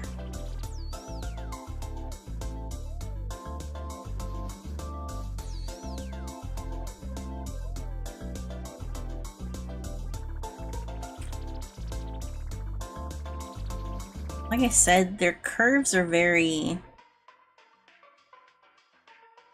they have these really nice curvings to them, but it's also very boxy in some places. Like it's got a squareness in there. Like this little tail on the back. Ribbon on the back has very sharp squareness to it, but it's also very obviously flowy. And the hair, this is what I meant by liquid. In fact, it almost looks like a liquefy tool. Huh. I might give that a try. Once I put down some colors. Not a lot of colors, but just some stuff to make it more visually distinct.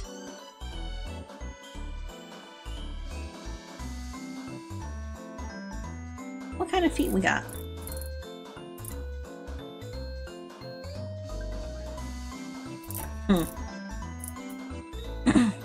Fairly realistic. Bit more... not a whole lot of ankle direction.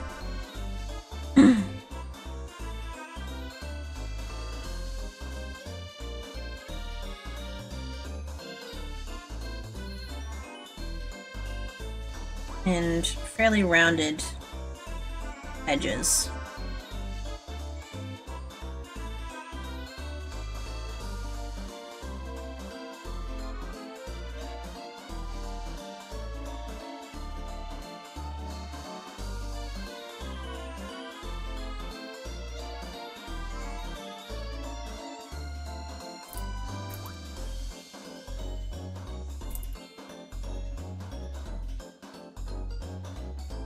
Need to build that ankle back just a little bit. Whoops.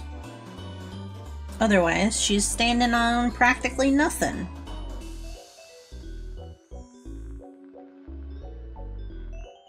She, like it's not me.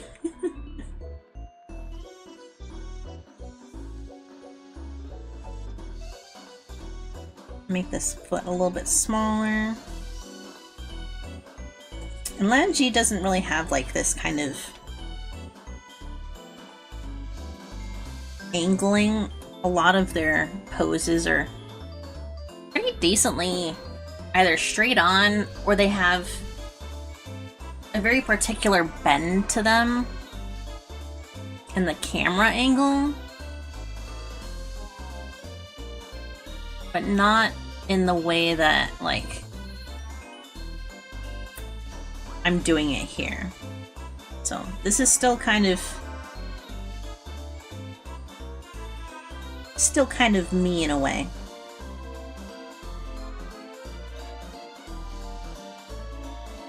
I mean, it's not like it even looked like Lanji's art, but in more of a way than you would expect from someone trying to do a study.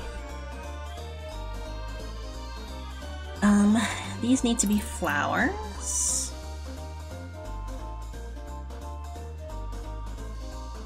Just gonna draw some in there.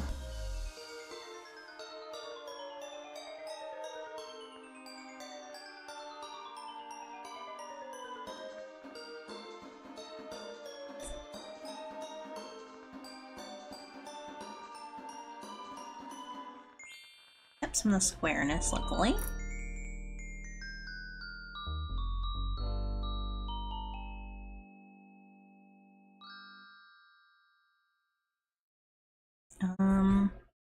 This other hand I was lifting up, but I don't want to do that. I want to...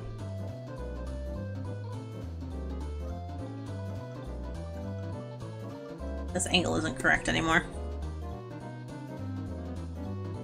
In the back here.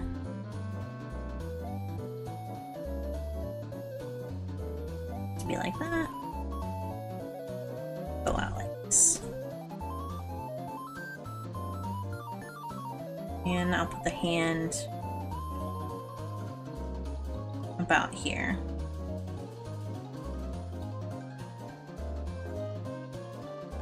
How do we do fingers? How does Lanji do the fingers? They're kind of square-ended. They're kind of sausagey. Kind of soft.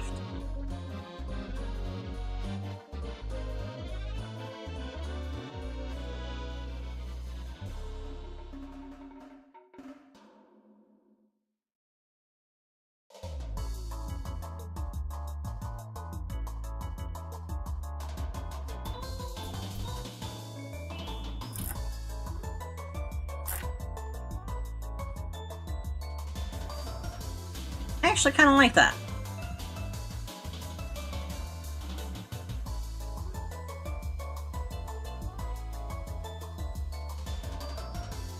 The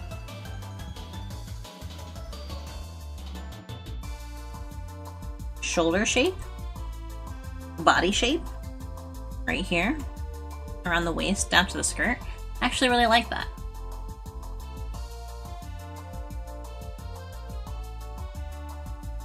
Alright, I'm going to add some color to this. We're going to do it on a separate layer from the sketch. Just so that I can be careful with it.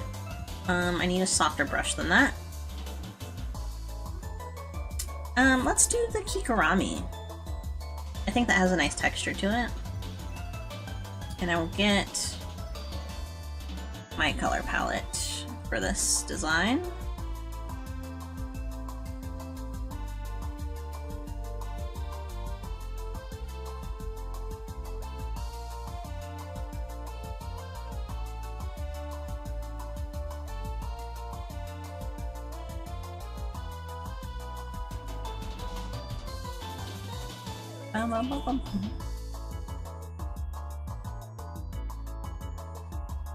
And to get that, like, liquid look, I'm going to actually try the liquefy tool real quick.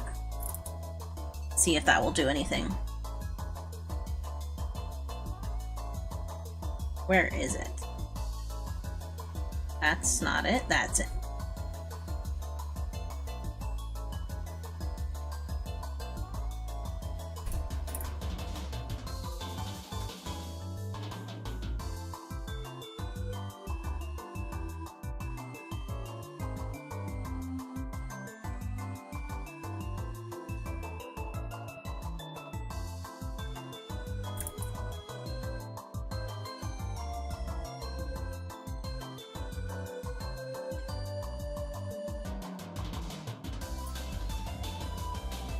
That's a little bit nicer. It's a little bit closer to the one I wanted there.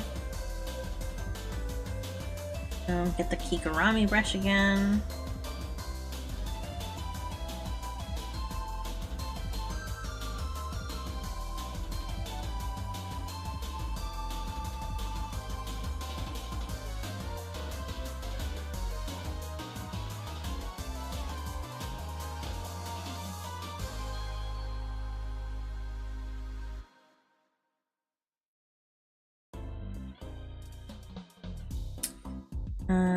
That's not really how they do shading.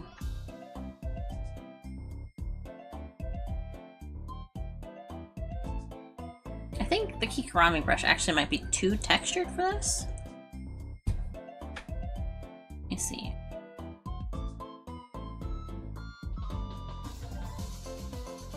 Yeah, it might be just a little too much texture.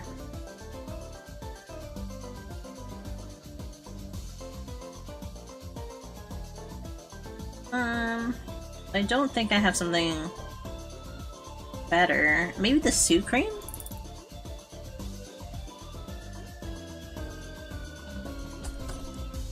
Oh yeah, that's like perfect. Because a lot of their art has this like oil pastel look to it. Or a chalk pastel.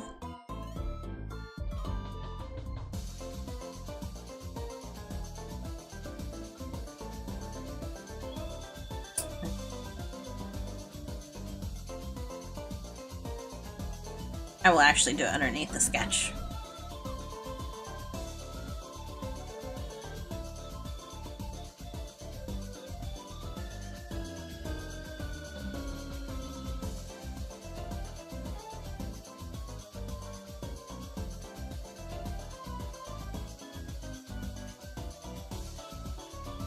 No. No, no, no, no, no, no, no. No, no, no, no, no.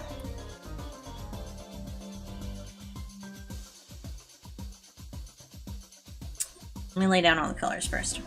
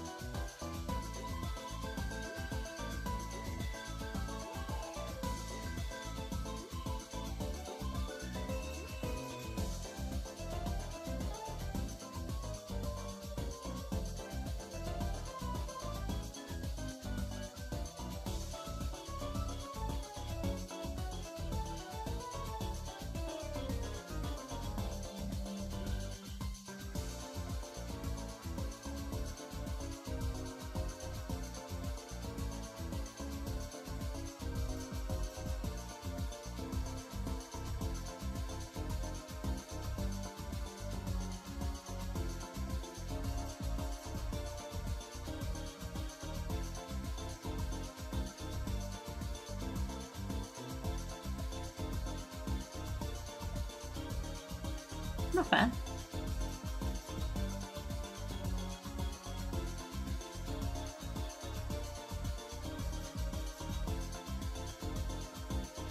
And next, do some purple.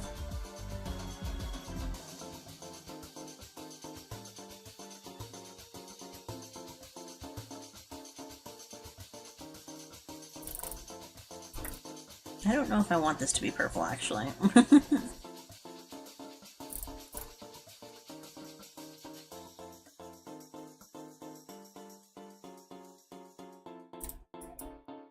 No, it looks a little odd. Do the darker.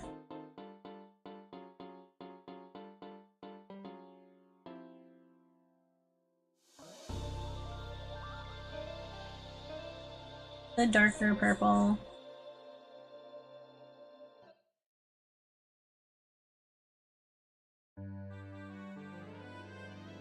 Nice. I'm liking it. And then the dress, I believe. Wait, where's the bottom?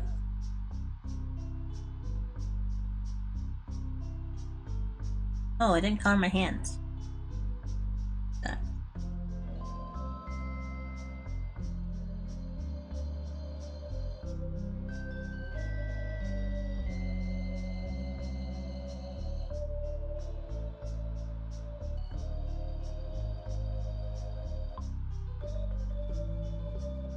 I need to change the paper color.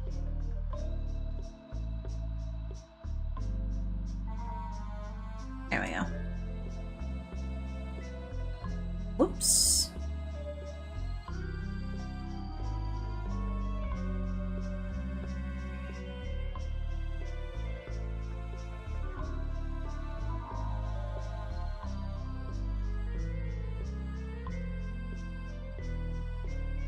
White flowers up here.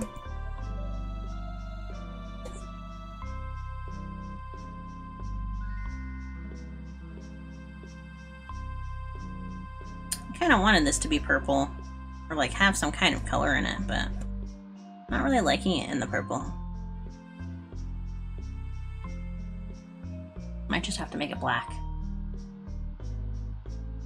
Or this like navy-ish color that they have. It's pretty much black, but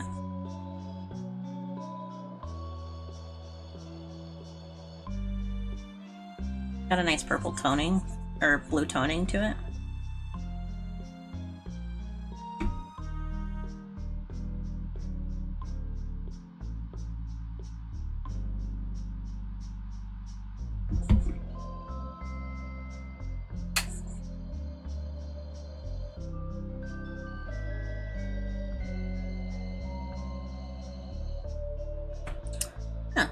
Nice. Then I could even take the purple, put it up here.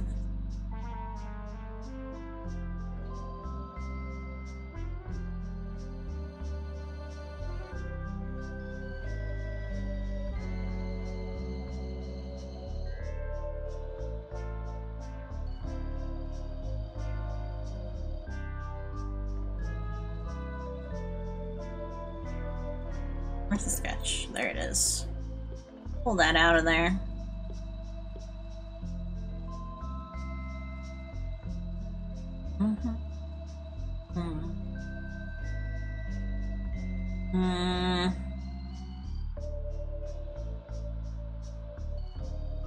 Doesn't really work.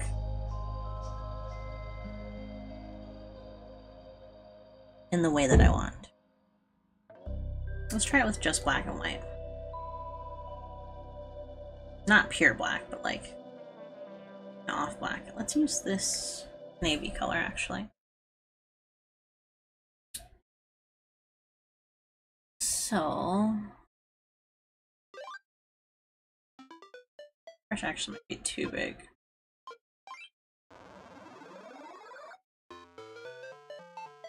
That's not big enough actually. Don't want to base out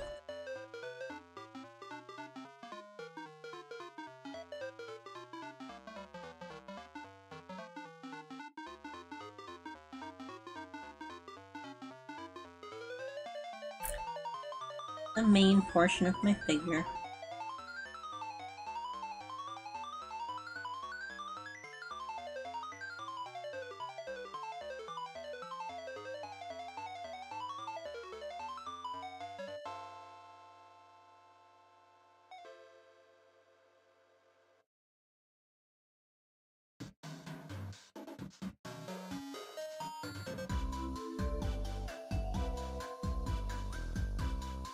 And now I'm going to take the liquefy tool. And I do think this is like the closest way to get it without taking the time to switch between brushes and all that. Get that nice liquid movement, but still keep the texture.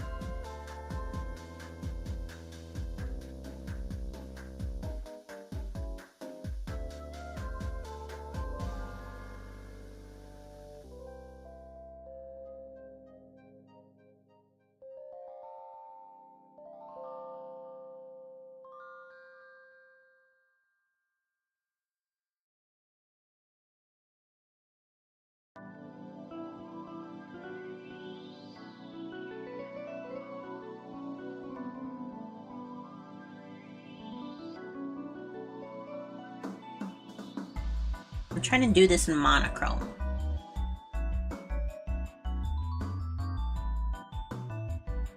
See if that'll maybe bring out some of the stuff that I want.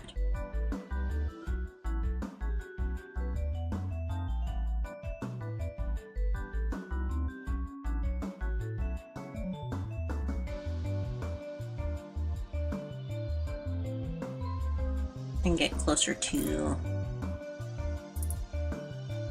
the Langy style.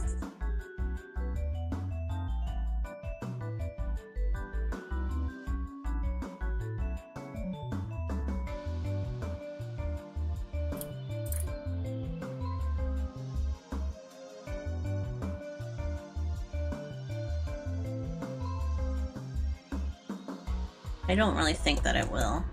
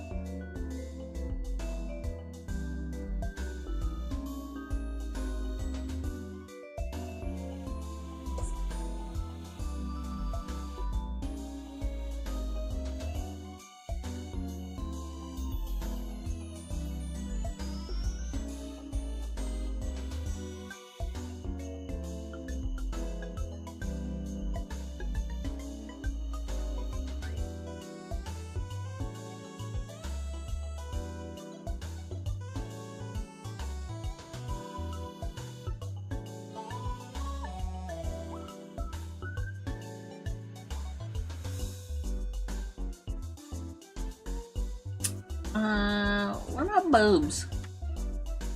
What about the boob?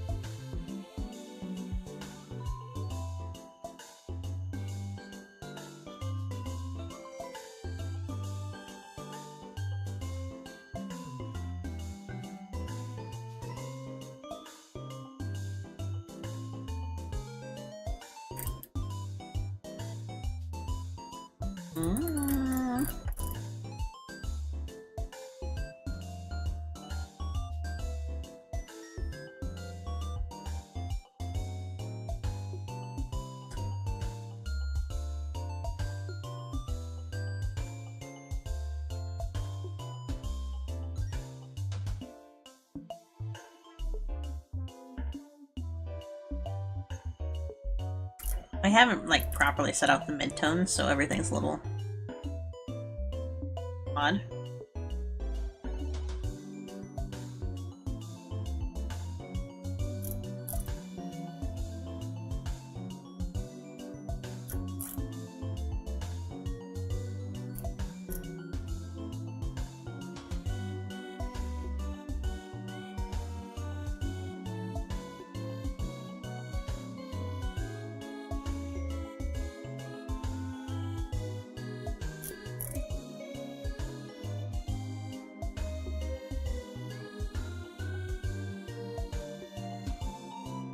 And obviously I am avoiding the jacket.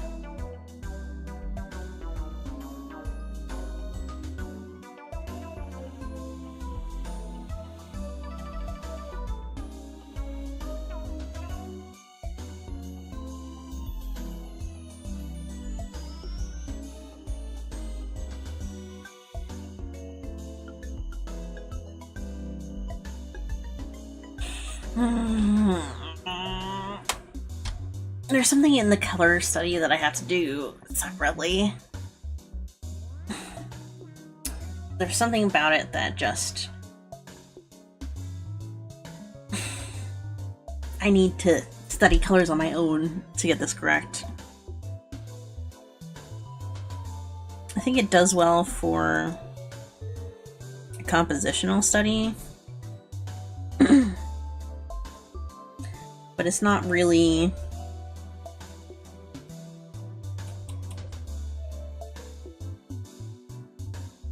getting the same effect. Giving the same effect.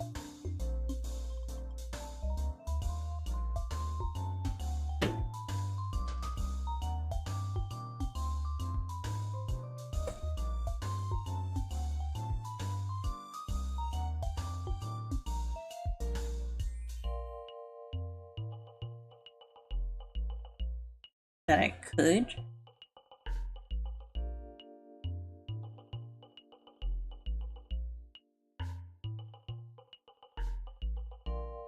With color.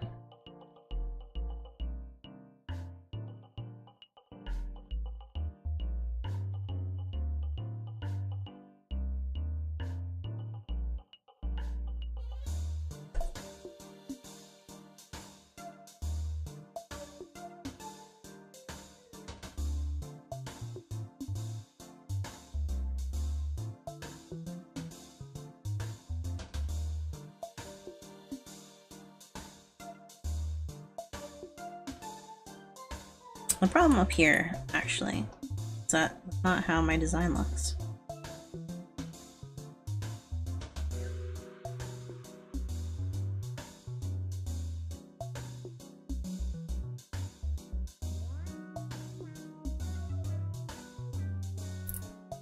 They're actually fairly small, fairly thin.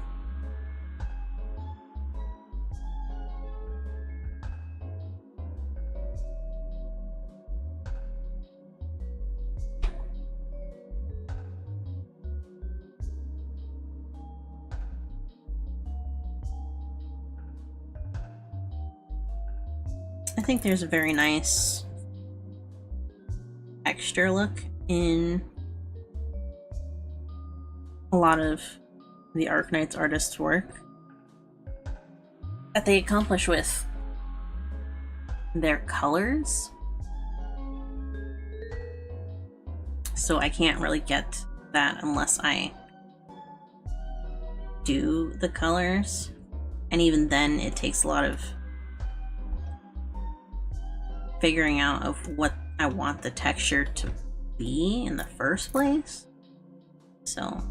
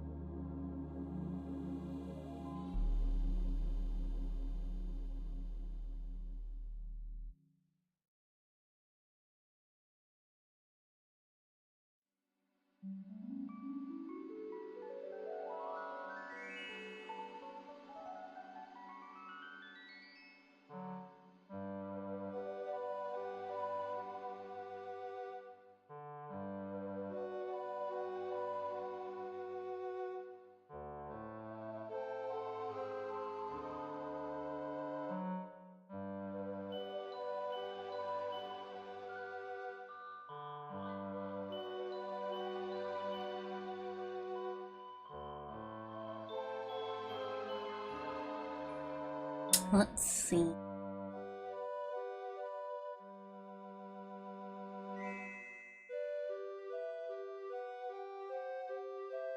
If you've seen Lunzi's work, you probably recognize some aspects of what I'm referencing here.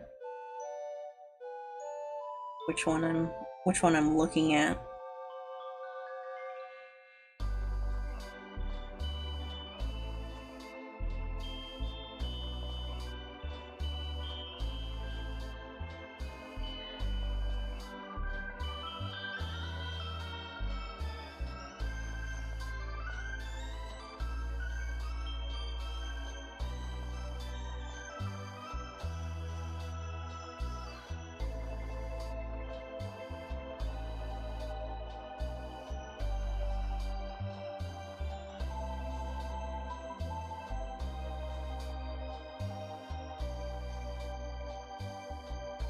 I'm trying to include some shadows to make up for the fact that it's not colored. And hopefully still capture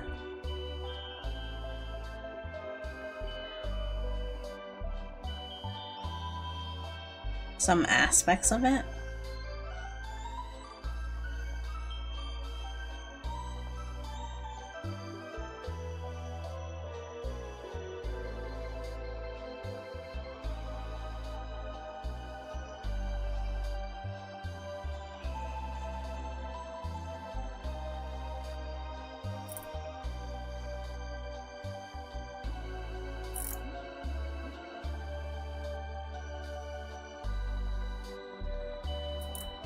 That's better.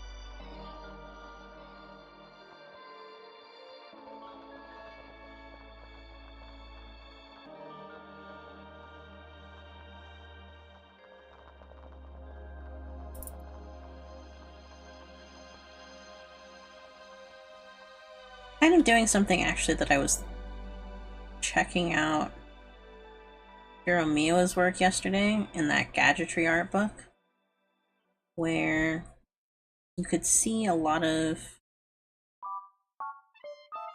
the actual texturing that he does in his art, because he's still using like traditional media.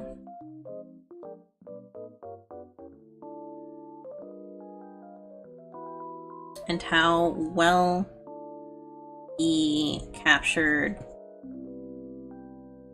direction in his shading. Very cool. Not really something in Langeese, but I thought it would look alright.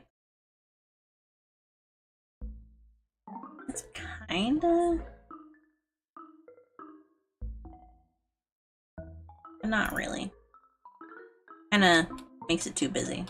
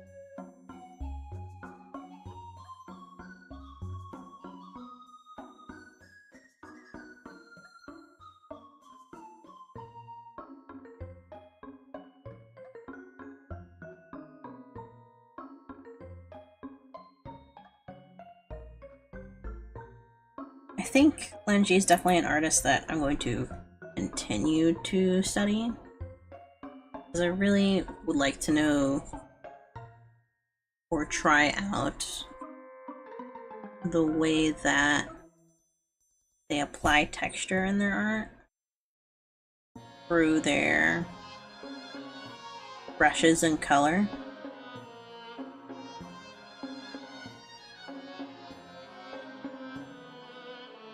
I think it's very nice.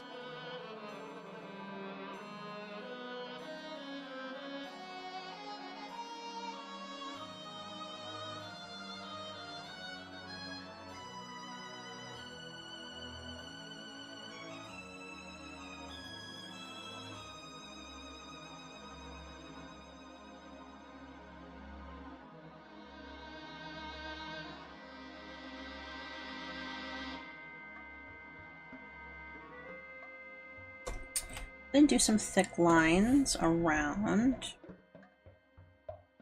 to give a bit of readability back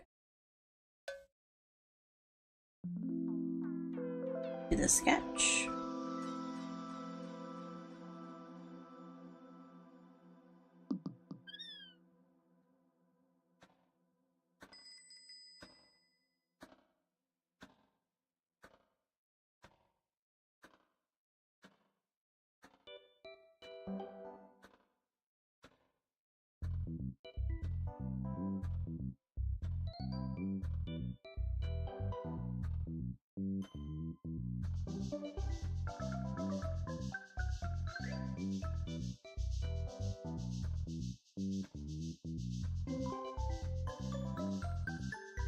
I would say Langeese arts, even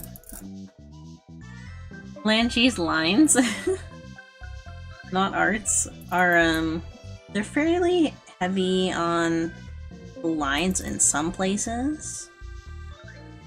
And even when they aren't, there's a very clear, like,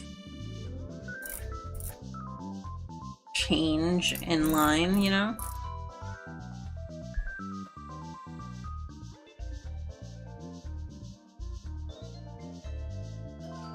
There's something there to separate the art from the rest of itself.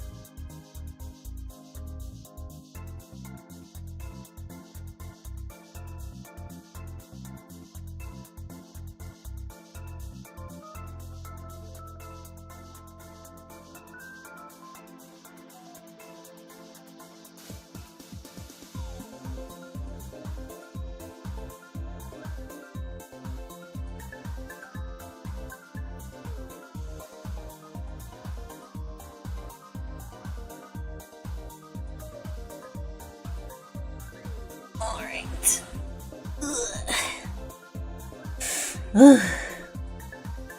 That'll have to be it for that one. There's definitely a lot more to analyze in regards to land use style. Like, I don't think I quite got proportions in the same way. And I somehow...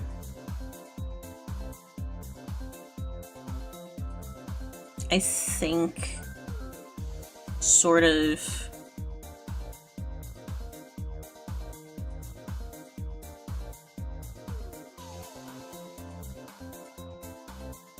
I'm just gonna delete that layer, actually.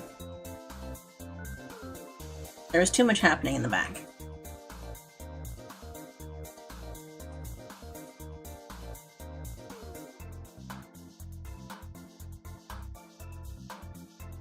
And I'm gonna delete that.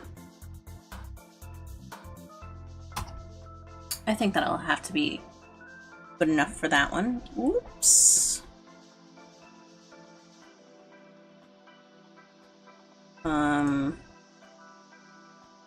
I think there's a lot more to be said specifically about how he renders out his colors from Sketch. But I have to see... I'd have to, like, see some of his process to figure that out. Or at least see, like, a sketch from him, but I literally don't have one. I have one that's kind of sketchy compared to the rest of his stuff, but it's not actually a sketch. Like, there's aspects of it that are very obviously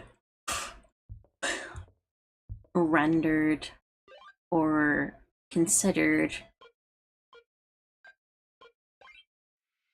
beyond the sketch phase.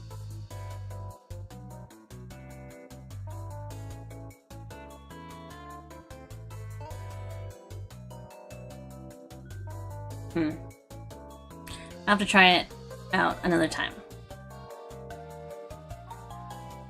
So that's Nami. That's Lanji, which I wouldn't say is super successful. And actually I want to... Hold on.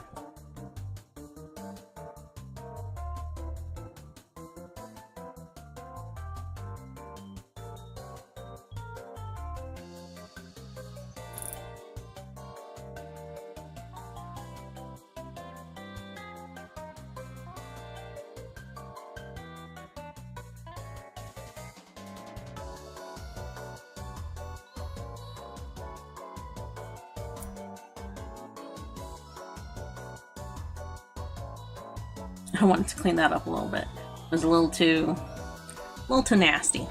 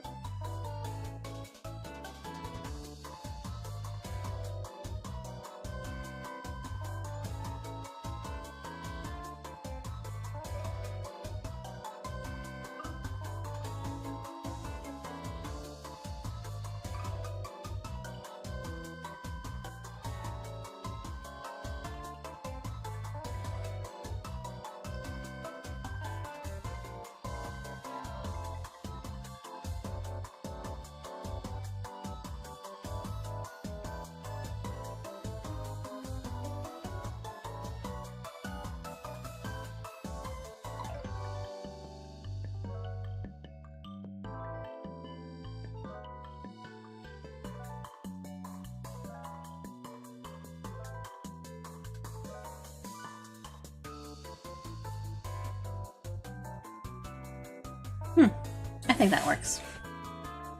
I am going to erase this part. It makes it look a little too much like stockings. Like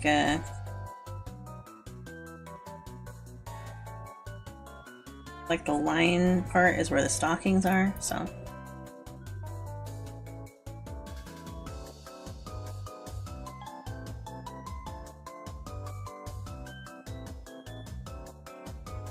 That's a little bit nicer. Alright, who's next? Let me see.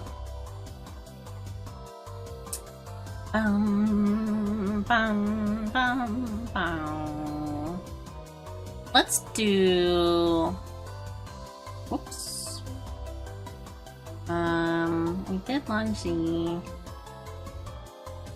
Nami. Let's try Nori next. Nori is gonna be really difficult. But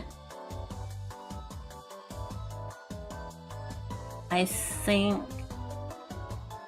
there's an aspect of Nori's style that I really like.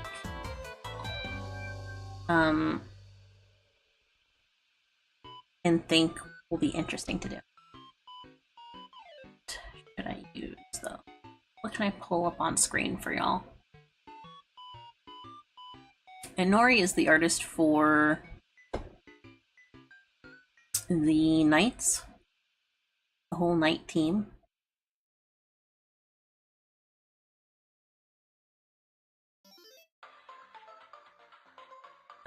And actually, something that I really liked about their stuff was how clean everything is. It's both very messy yet very clean. So you can see there's a lot of brush strokes in here. And there's a lot of brush strokes here. But they have a lot of purpose in their placement, which gives them a very clean look. Another aspect of their stuff, of their overall portfolio, is this kind of stuff. Can I overplay? Thank you. So they definitely like gadgetry, right? You can see all this like really nice render detail on the gadgetry. And I have some of their sketches of items as well. Bum bum bum bum bum.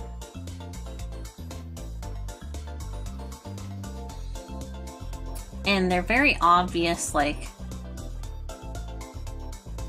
simple, clean items, but with the way that they end up like rendering things out. I'll show this one as well.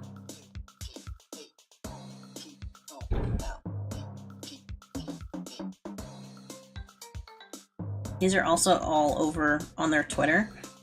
Nori probably, and personally, has one of the best portfolio presentations. Like there's a lot of variation between stuff like this and then stuff like this. And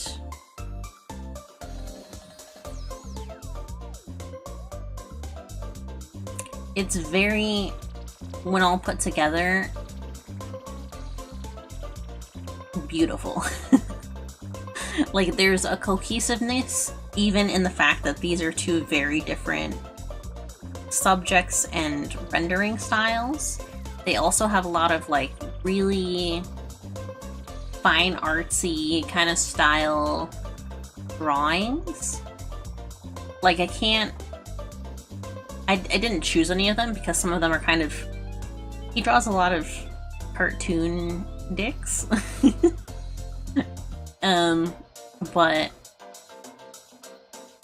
pretty much all of his art has this very nice fine arts concepting to it that I like.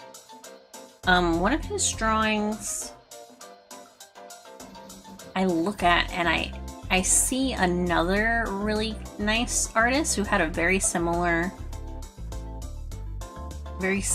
kind of style, and it was Sachi Tang, I think. Like the way that they render shadows and the cleanliness of some of their line art is very similar. Like, if these two people turned out to be the same people, I wouldn't be super surprised. But it's also like, I understand that there's a really big appeal for techwear and stuff like that. Especially because of like art designs for games like Arknights, where there's this concept of really complex machinery, or like drones or stuff like that, environmental factors that play a part in the overall design of the character. So we're gonna try something probably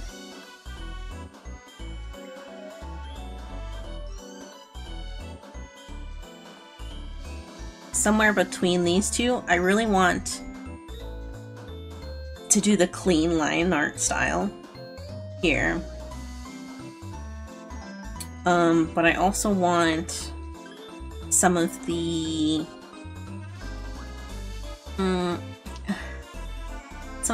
like structure and composition styling of something like this, where there's a big emphasis on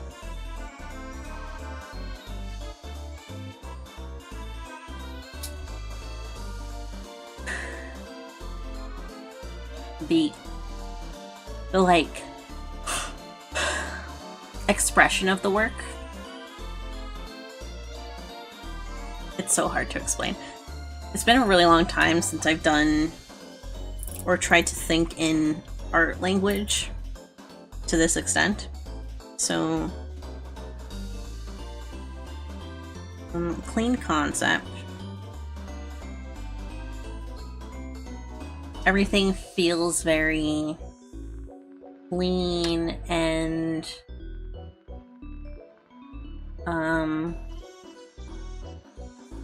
polished.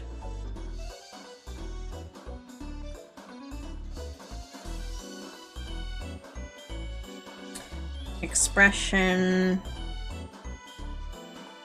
in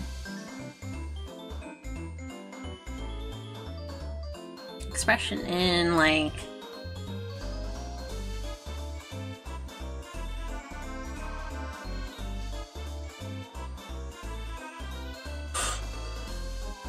excuse me.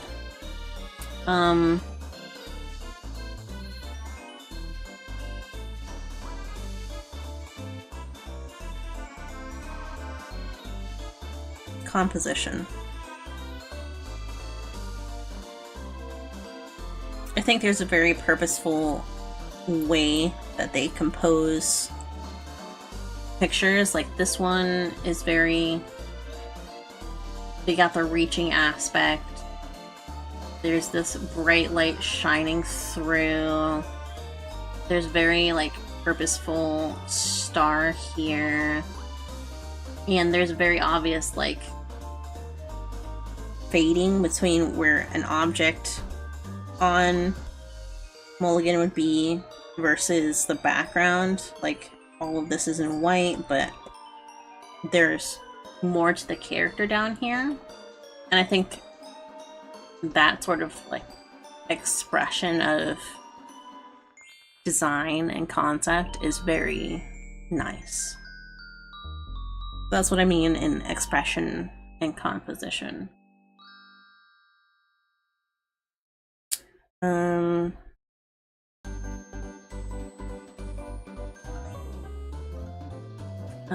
Color texture. Line direction is very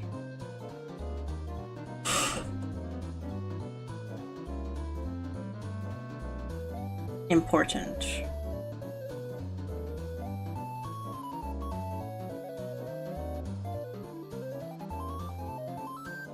Everything has a line direction. So like these are very this way. And everything on them sort of reflects light that way. And the same for everything else here. It's kind of, there's very purposeful lighting concepts being used. Like all of the light is very obviously direct lighting, but it plays down in this direction of the overall composition. Like the shadows are very top down, but it's all very cleanly done. So, on this one, it's not as obvious as it is for this, where I was talking about, you can see these strokes here. And those are very obviously like,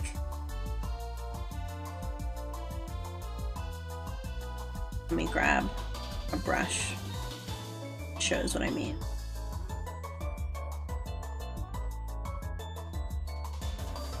If I do this, nope.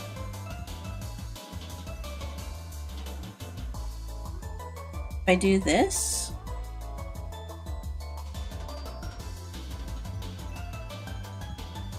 that's a very purposeful direction. I'm trying to show like a very purposeful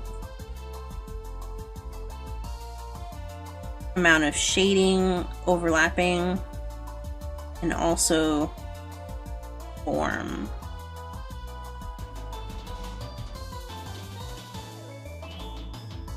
It's got this patternization to it that adds to, like, this feels like almost a wool or fleece or something like that, right? And that's partially because of how purposeful and directioned these strokes are. Like on a sweater, you have those vertical lines that go up and down it due to like stitching and stuff like that. And having a very purposeful direction on your lines like this, even though there's no line art actually showing that, helps bring in that kind of idea. Like you can see it back here where there's some lines in there,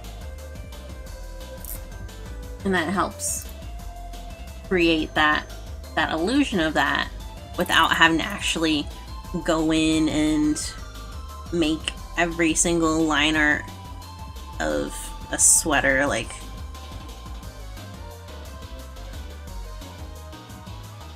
that, you know? Instead, you can just use or build up upon your colors themselves with very purposeful directions. It's a lot easier to do in traditional media. Like, you probably have heard of how when you're using color pencils, you should outline the object that you're coloring inside of, and then just color in a single direction inside of it, because that will make it look more clean.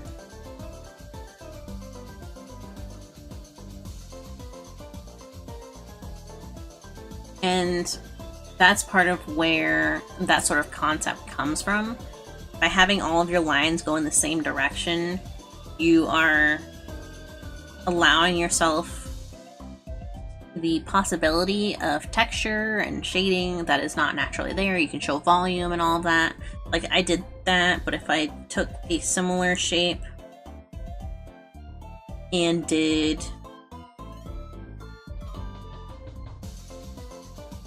something like that,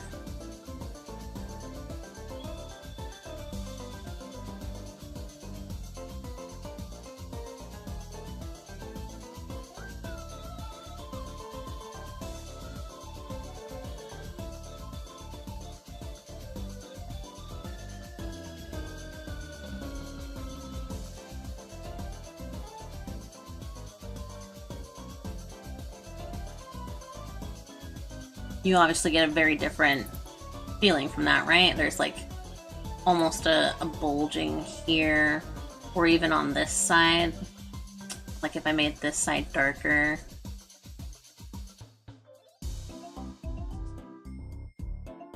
you could get almost like this side is lighter. And all of that comes from just like making an extra curve in there, right? So the direction of a line can be very important. And it feels especially so on pieces like this that Nori is doing, where it either is super duper clean, the liner is like super well blended in, you can barely tell, but it still gives you that distinction of objects, or there is no line art and all you have is the direction of a line to finish indicating lighting and texture and all that sort of stuff.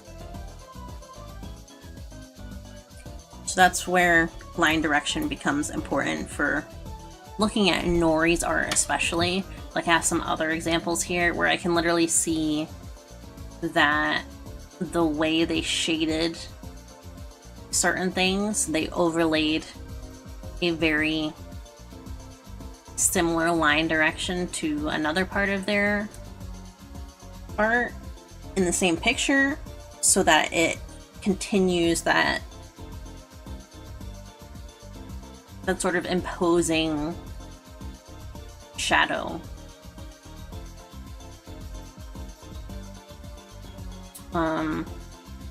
It can even create like unique shapes that aren't normally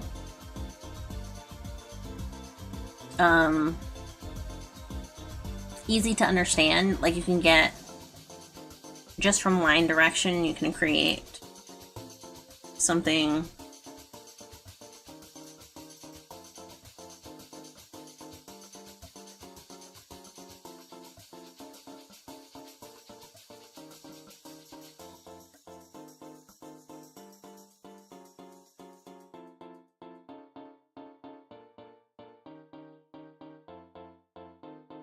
interesting, something kind of unique, but has almost its own sense of being. Like it has its own placement. This could be hair, it could be like layers of fabric.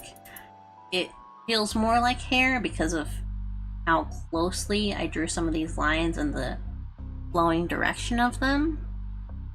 But if I did this and brought it out and then in, maybe that's just like a really big roll of paper or something like that, there's more to be seen in what you can do with like a line direction just by itself. If you've ever seen that clip from Berserk interviews where Murata? I believe it's Murata. But the author, the artist, the creator, the master, where he would zoom in so far and do really little crosshatches on grass, like blades of grass, and then he would zoom out and it would be like, it would actually be like that tiny, and there was a whole composition around it. But he was so specific about his lines and particular about the details that is how intense he got with it. It's crazy.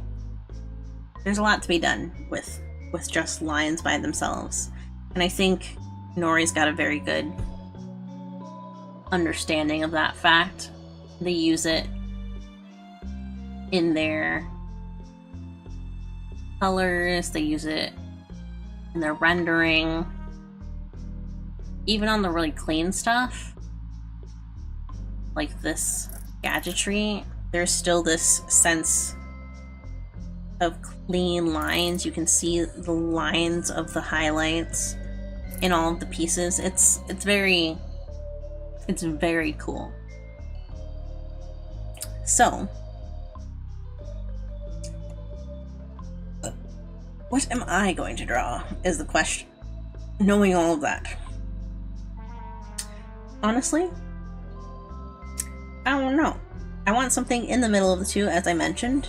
Something where I can have a fairly clean piece of art, but also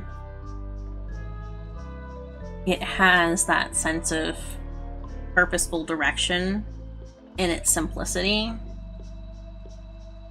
It's something very clean, but almost hyper-purposeful in how it's done. Which I'm not going to be able to totally get in just a sketch, but I'll try. I have a few other pictures as well to reference from. So let's try a wide composition.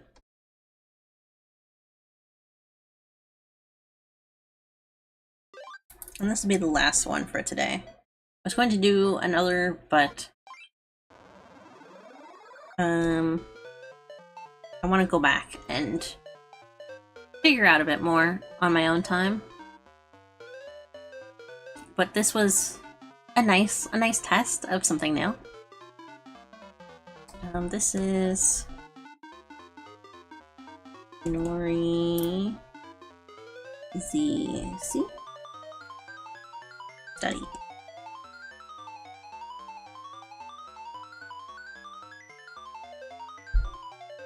So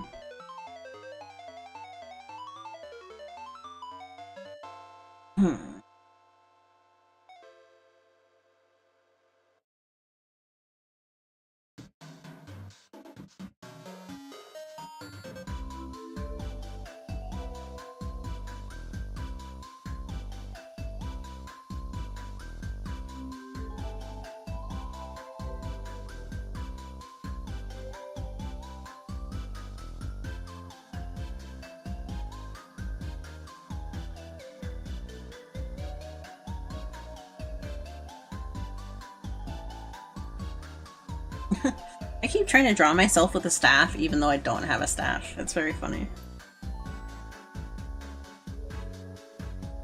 It feels like a very, like I should have, like in this design, I feel like the only thing I'm missing is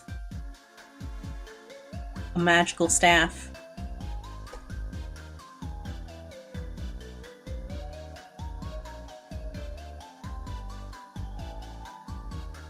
I gotta zoom out a little bit.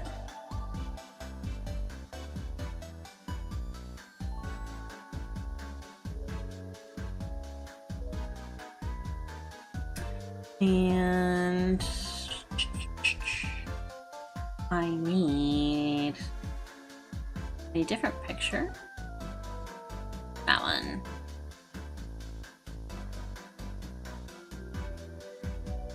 So I'm trying to do I'm thinking I want like maybe something kind of field-like. The image that's coming to my head is definitely like something from Fryren, but a lot simpler. Something kind of countryside-like.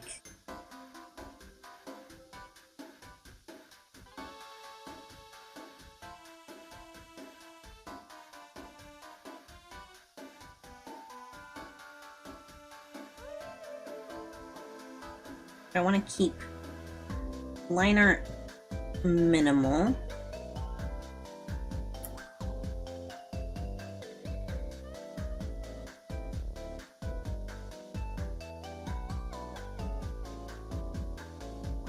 It is just a thumbnail sketch after all, but it'll also help keep the idea of simplicity.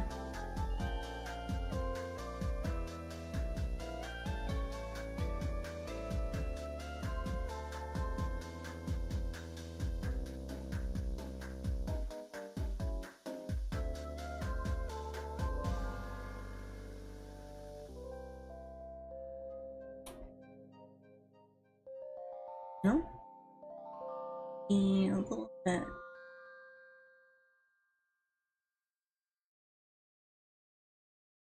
I like that. I didn't do my braid. I didn't do my braid in the last one. So, that's too bad. It's okay. I can add it later.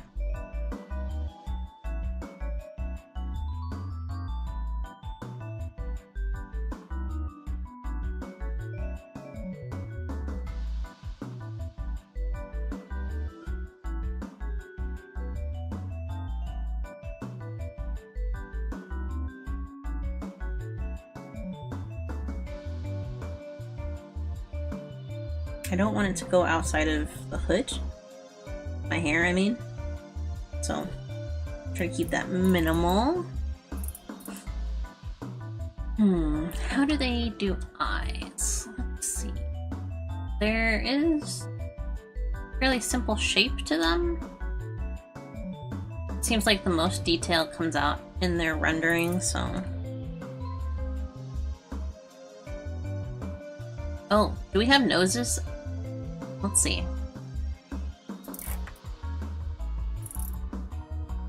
Oh, we got a nostril. Let me look at my other references. Got any noses? Got any noses around here?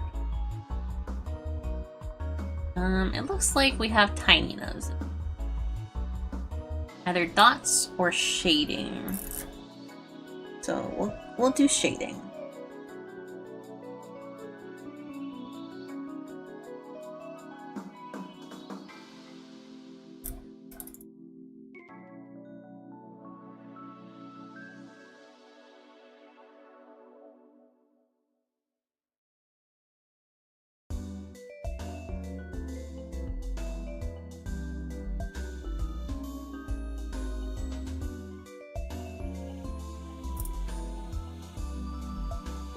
I need that.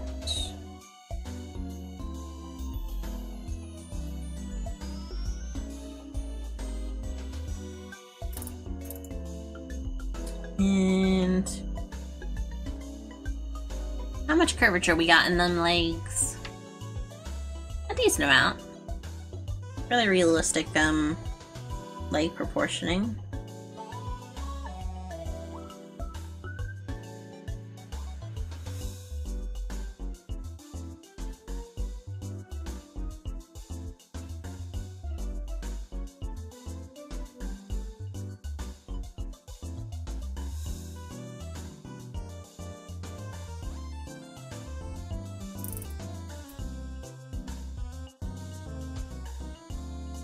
Gotta scratch my ear. Fun. There we go. Alright, alright.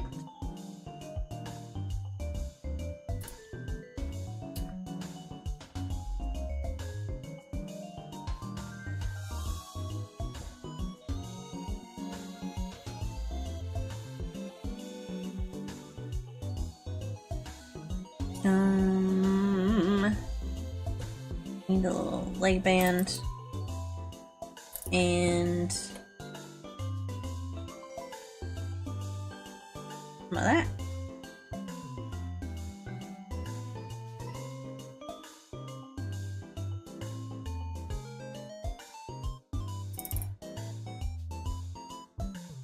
This leg might be a little too high, actually.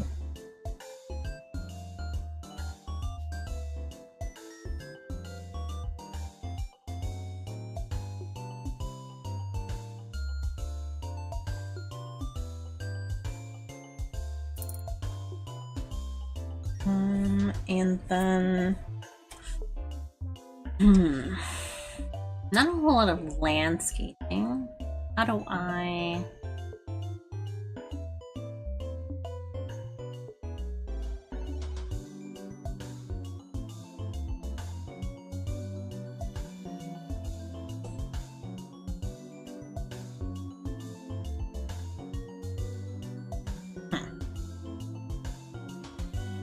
Let's redo this a little bit.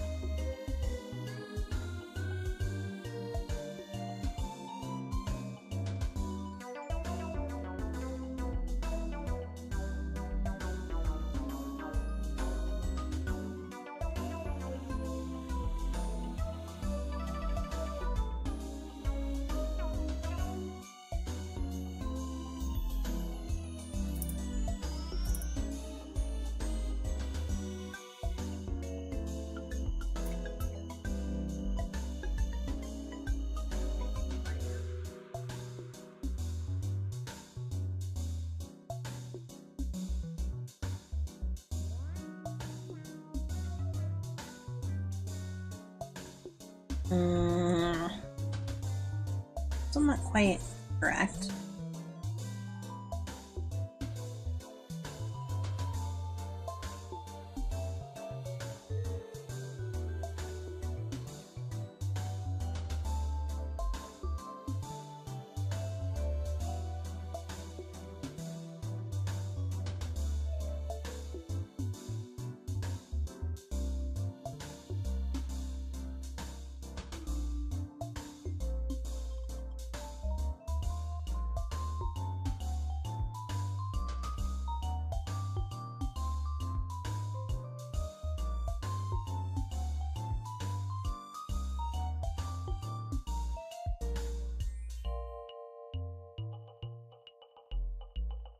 Trying to figure out how to do an inner sleeve or a inner jacket shot here.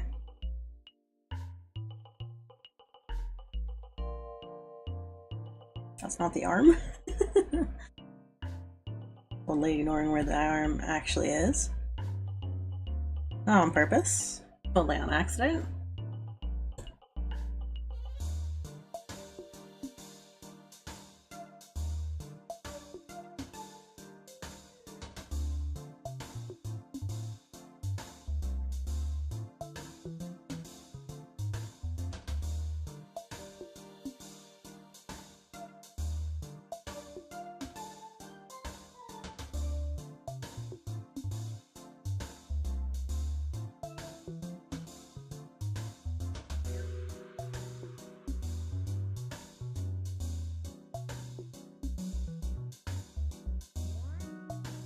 Nope. Hold on.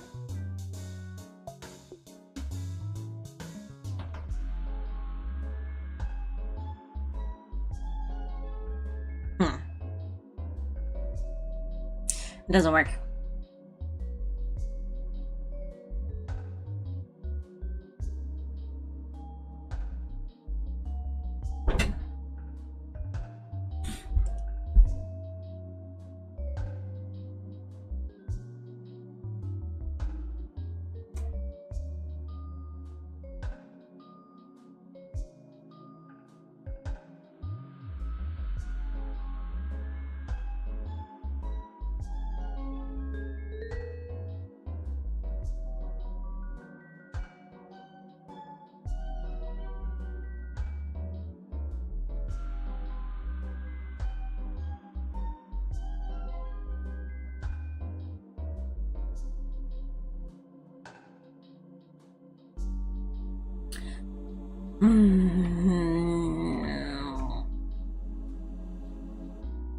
Iris shape?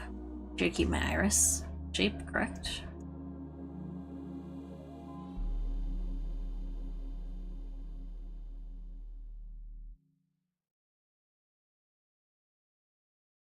Nope.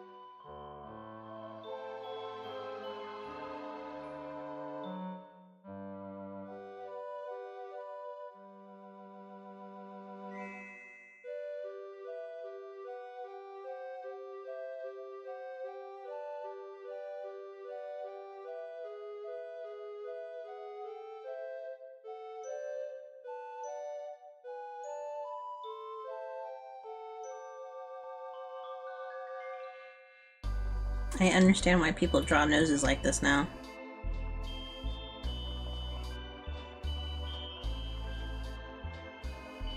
I had sort of kept avoiding doing it like this because I like being able to add like a nostril or something like that. Just to give an extra dimension of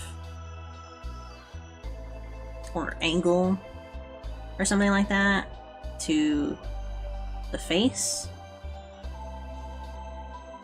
in some cases, but doesn't really work. And this doesn't really work. I can't do it that way.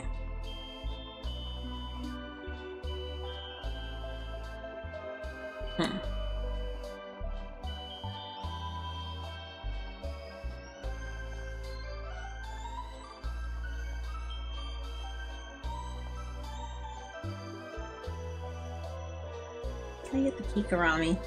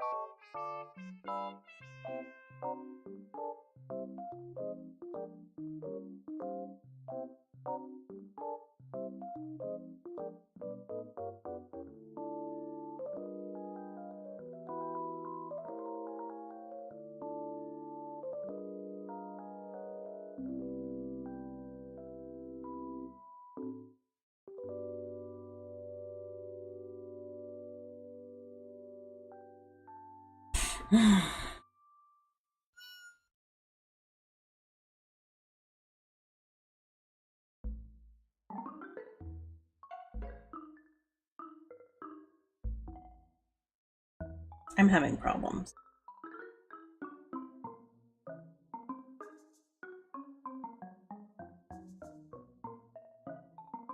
it's also possible that I'm just too tired.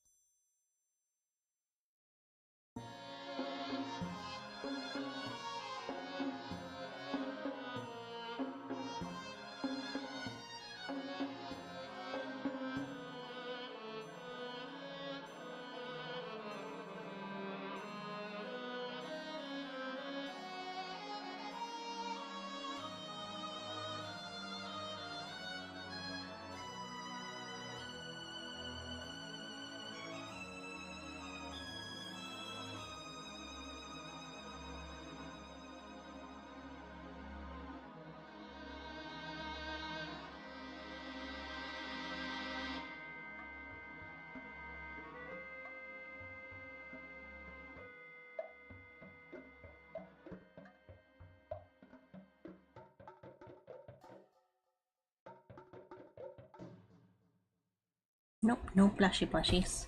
No plushy plushies.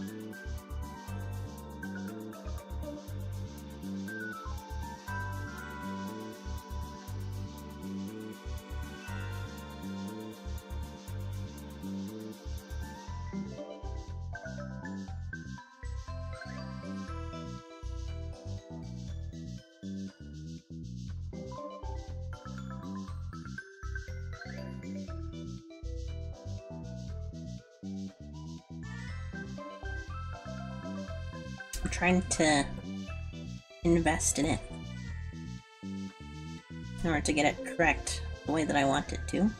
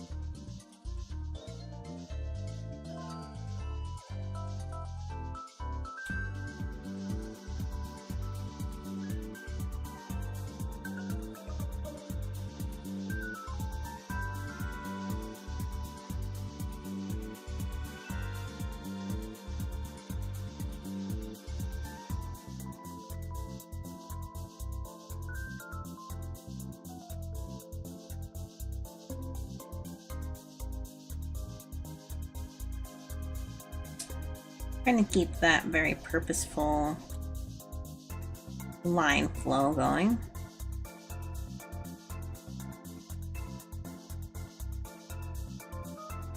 Hello, Sun. How are you today? I hate it.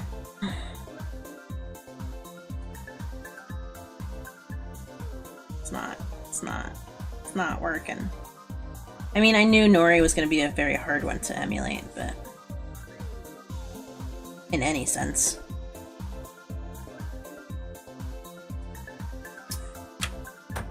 Is that H&M? This is music for animal cafes. It's by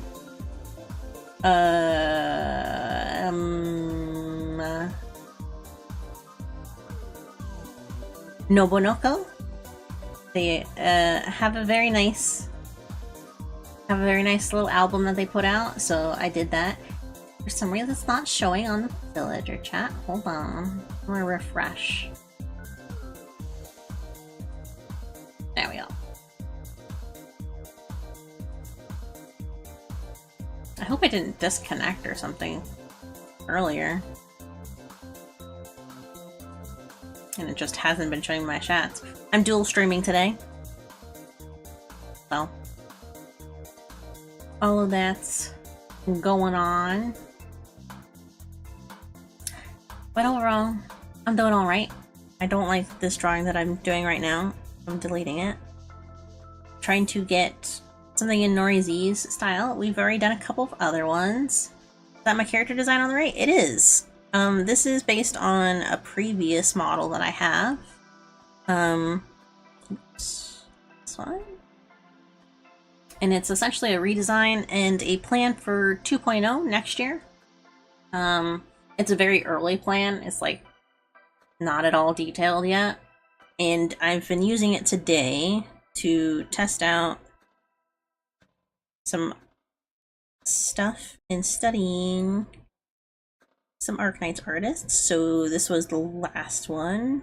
This is Lanji, who's the artist for Perfumer, and Nami,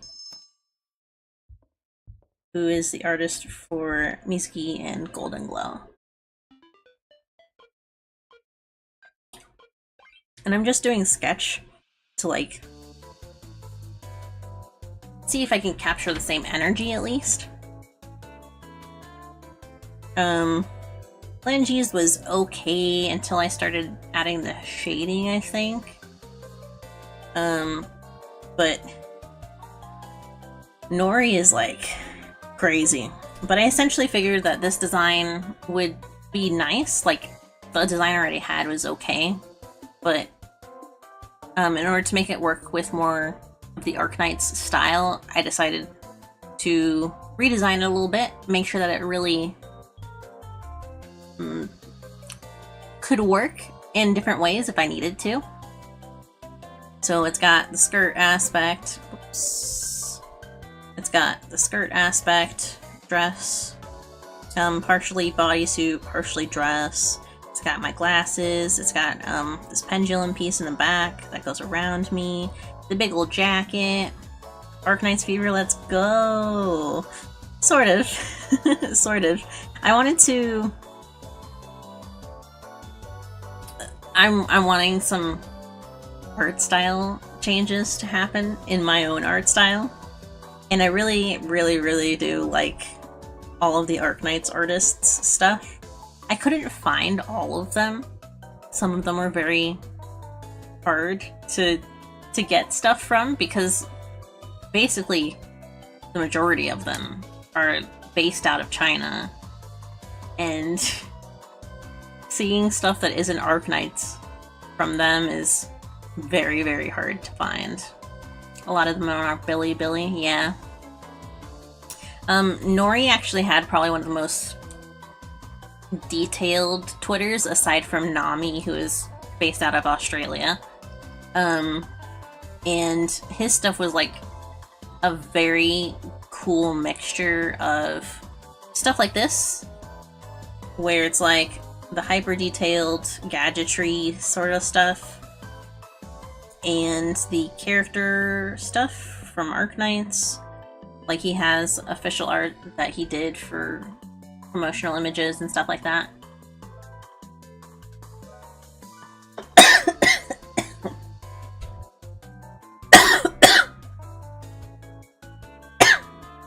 Sorry. But he also has a lot of, like, fine art stuff that's really nice. So, I think his is probably the nicest Twitter. Doesn't sound good? Yeah, I just drank too fast. I just drank too fast. I'm drinking soda and water, so...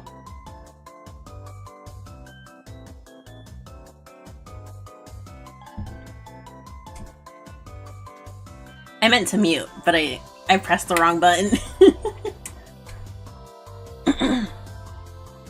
So.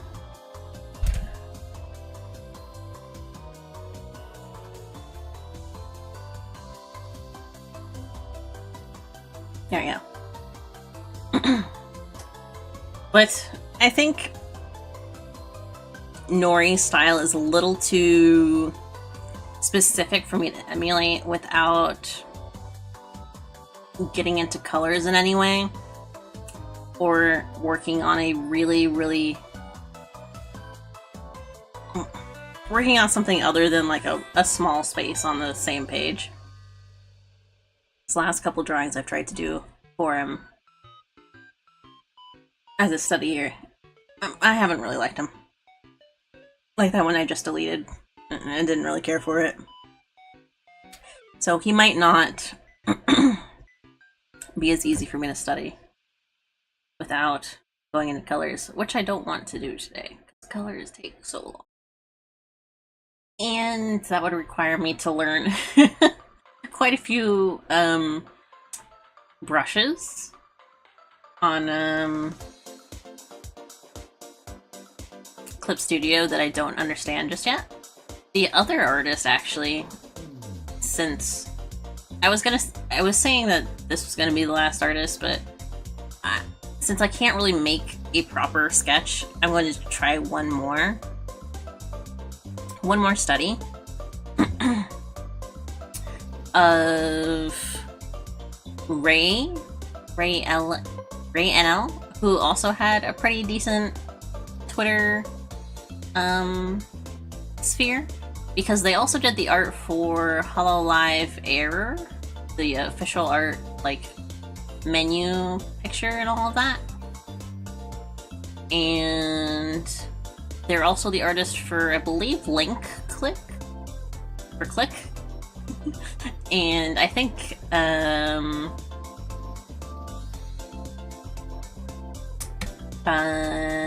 April, maybe? Because they drew April. I have a picture that they did of April. And I got that one specifically because it also has their sketch that I really liked.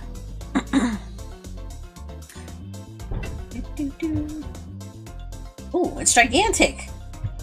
Oh my gosh, an artist that posted a gigantic one? Wow, that's crazy.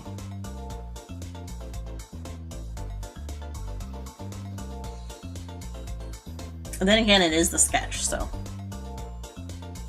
Let me see how big the other one is. Copy. This is the other one. Oh, it's not as big. Yeah, I didn't think it was gonna be.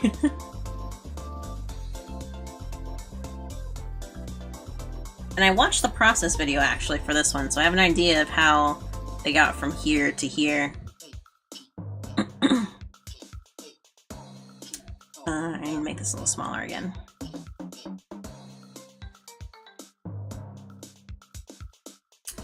And essentially,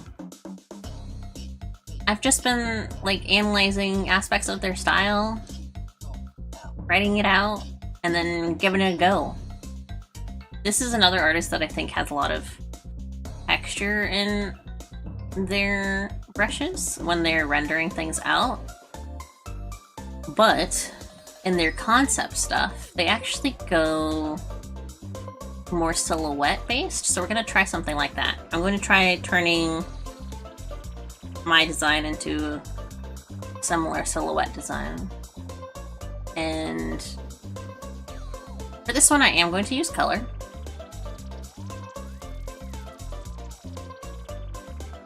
I'm going to use not a bunch of it, but I'm going to make some notes real quick. So there's always a sketch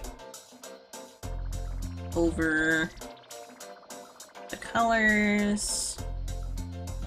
Wow, my handwriting, huh? Over base colors. And then there is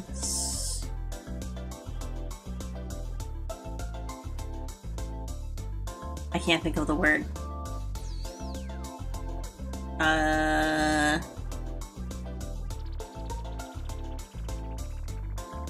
Yeah, I can't think of the word. It's not in my brain. Oh, silhouetting. Pose silhouetting. Pose silhouette. I definitely didn't spell that correctly. It's okay.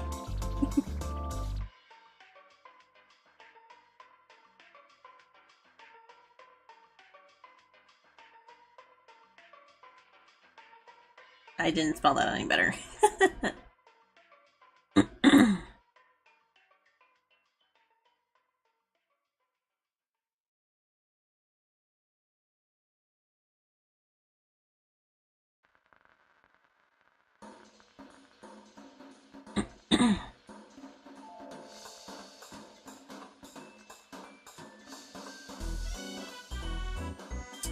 So,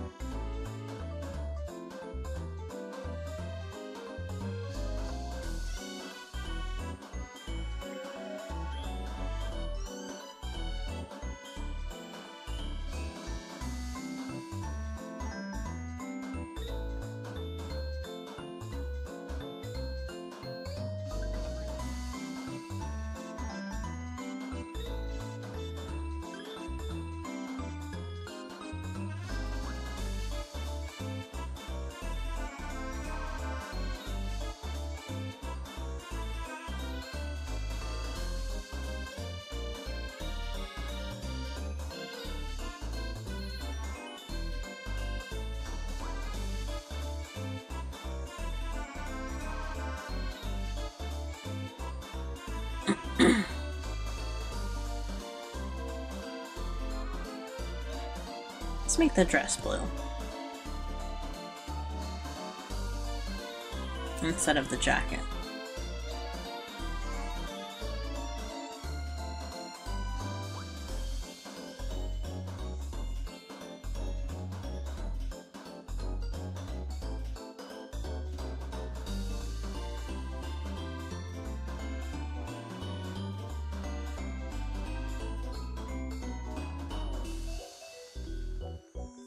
See if I like that any better.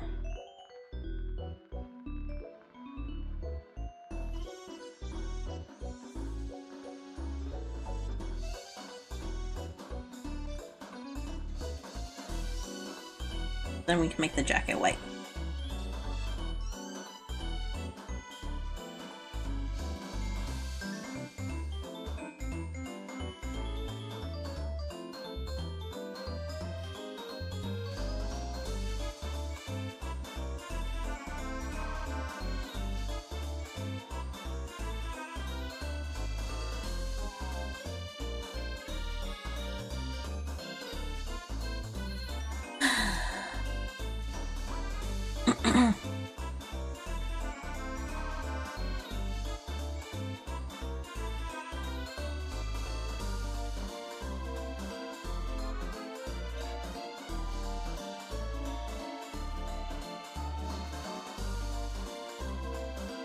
I realize I've done this chest part wrong now.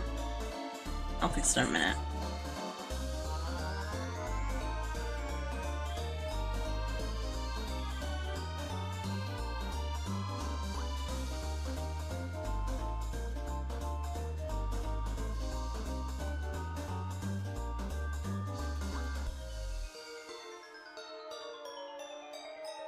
Oh, I didn't write it again.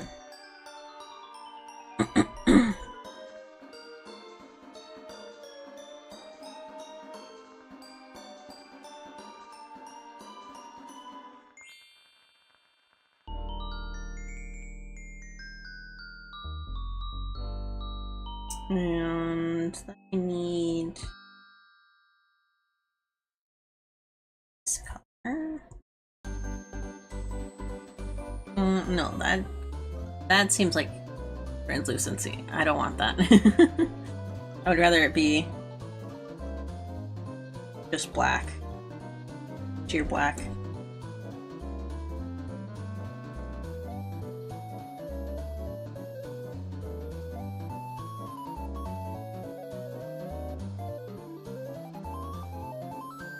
Like that.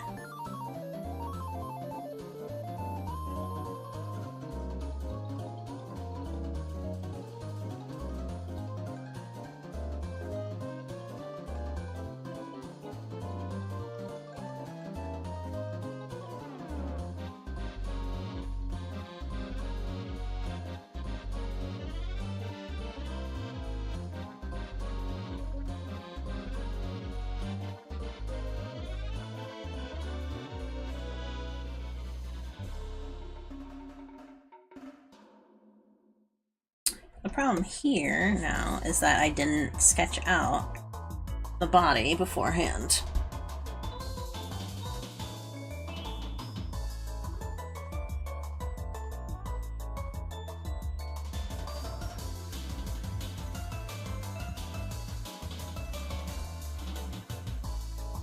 I would say he does fairly realistic proportions, or they do fairly realistic proportions.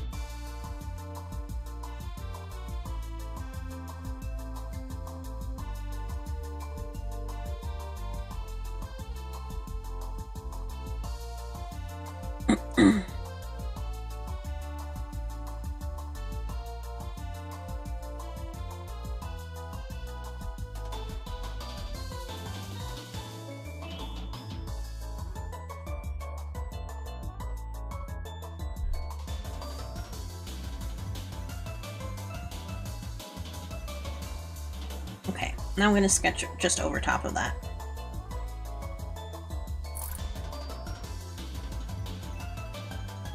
Oops.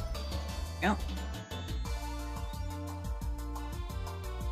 I didn't do the braid again. I'll have to fix that in a sec.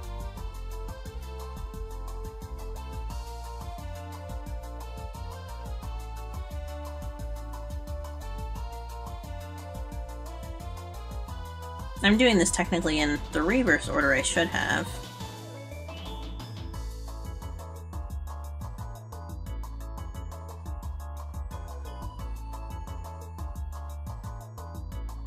Now the sketch is going to have to be all kinds of incorrect.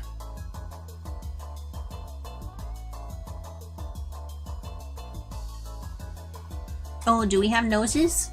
Does he draw noses? He has light. He has...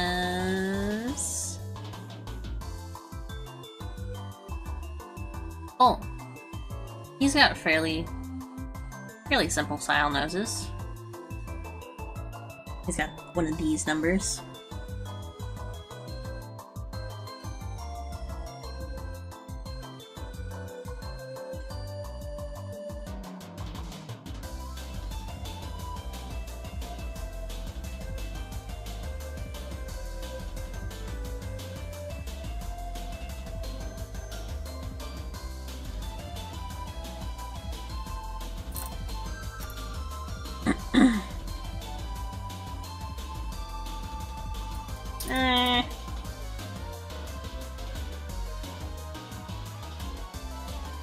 Let's delete them both.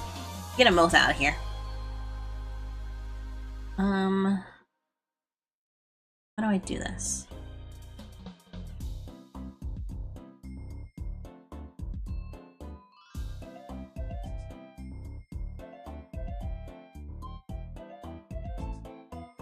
Boop, boop, boop, boom. Let's do one of these. Full pose.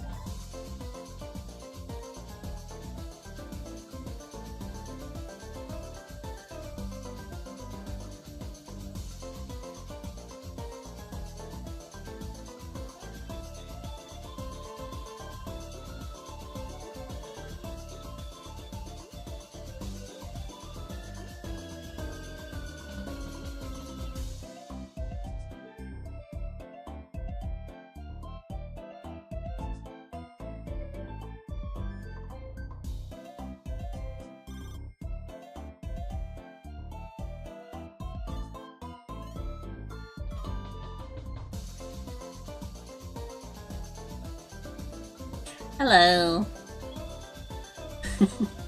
Hello.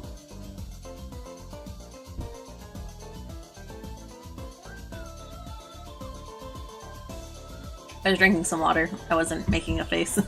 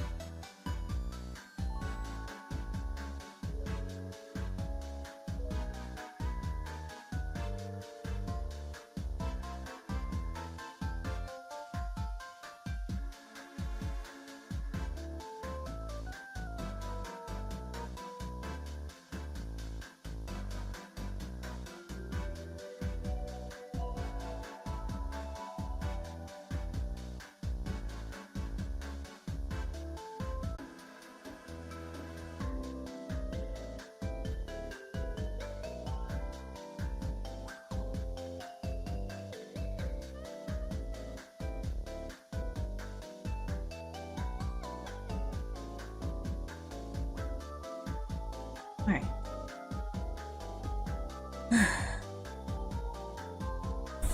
I've got a sketch. Nothing crazy.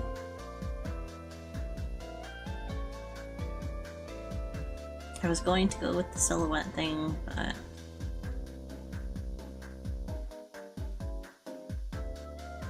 I think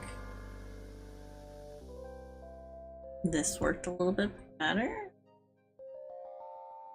The legs are a little short.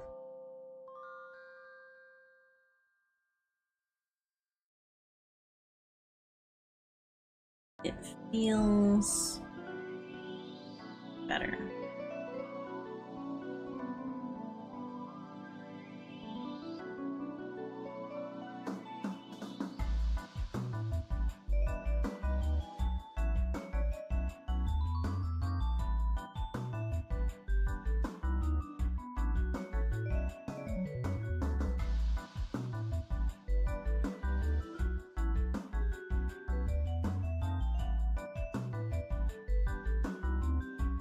I think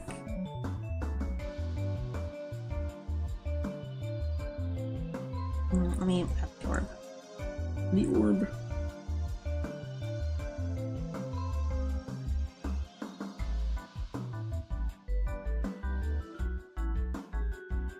Yeah, there we go.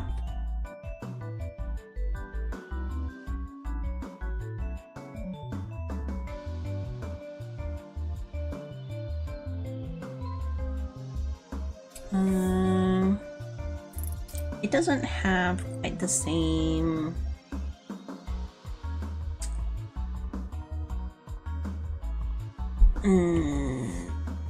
proportional style. I would say that Ray does stuff a lot cleaner than I have. And obviously he works with a set of base colors underneath.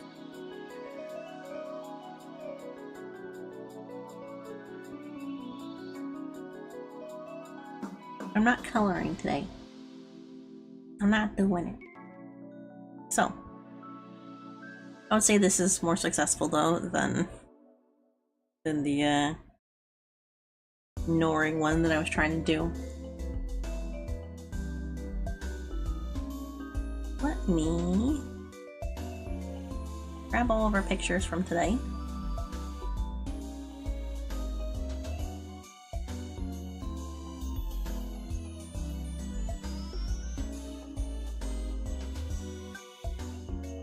Where'd the other one go?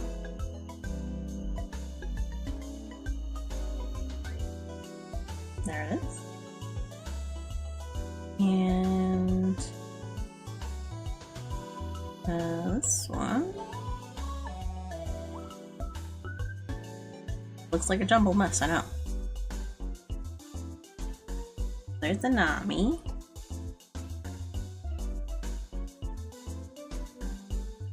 I won't be able to fit all of these together. There is the Lanji. There's Nami and Lanji. And then the Ray one, even though it's not really fully developed.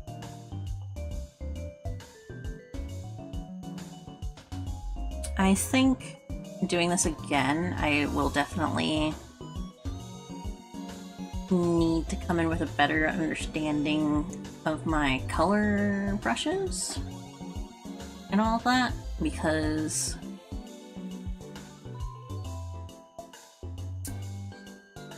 I think a lot of the Arknights artists' styles come out from a mixture of their sketches and colors working together. There's a lot of sketch lines in their art, but there's also a really good amount of color in them. And not just like single cell shaded color, like gradation, bouncing light, stuff like that. So I'll have to think about it. If I decide to do another study stream, that is all for today. I believe I don't have a plan for Tuesday just yet, but we are going to be dual streaming the majority of this month. I'm pretty sure the plan was to start getting some more art and rigging onto my base model, my green model, and re-rig that at some point this month. I don't know when we'll start that. And then at the end of the month, we're going to be doing a end of the year drawing, where I just do something for the New Year's, draw something for the New Year. Me here. I did post a general thing of what we're gonna be doing. I posted the new schedule. Re-rigging various fan arts. That's all I said was some various fan arts. I think there was something that I had in mind, but I don't have in mind anymore. So that's gonna be all for today, though. I don't have anything else. I don't think I have it. Yeah, that's it. That's it. I'll also be posting these pictures separately on Twitter. Not like separate from each other, but like aside from this video. So I hope you have a good day, whether it's tomorrow or today, and goodbye.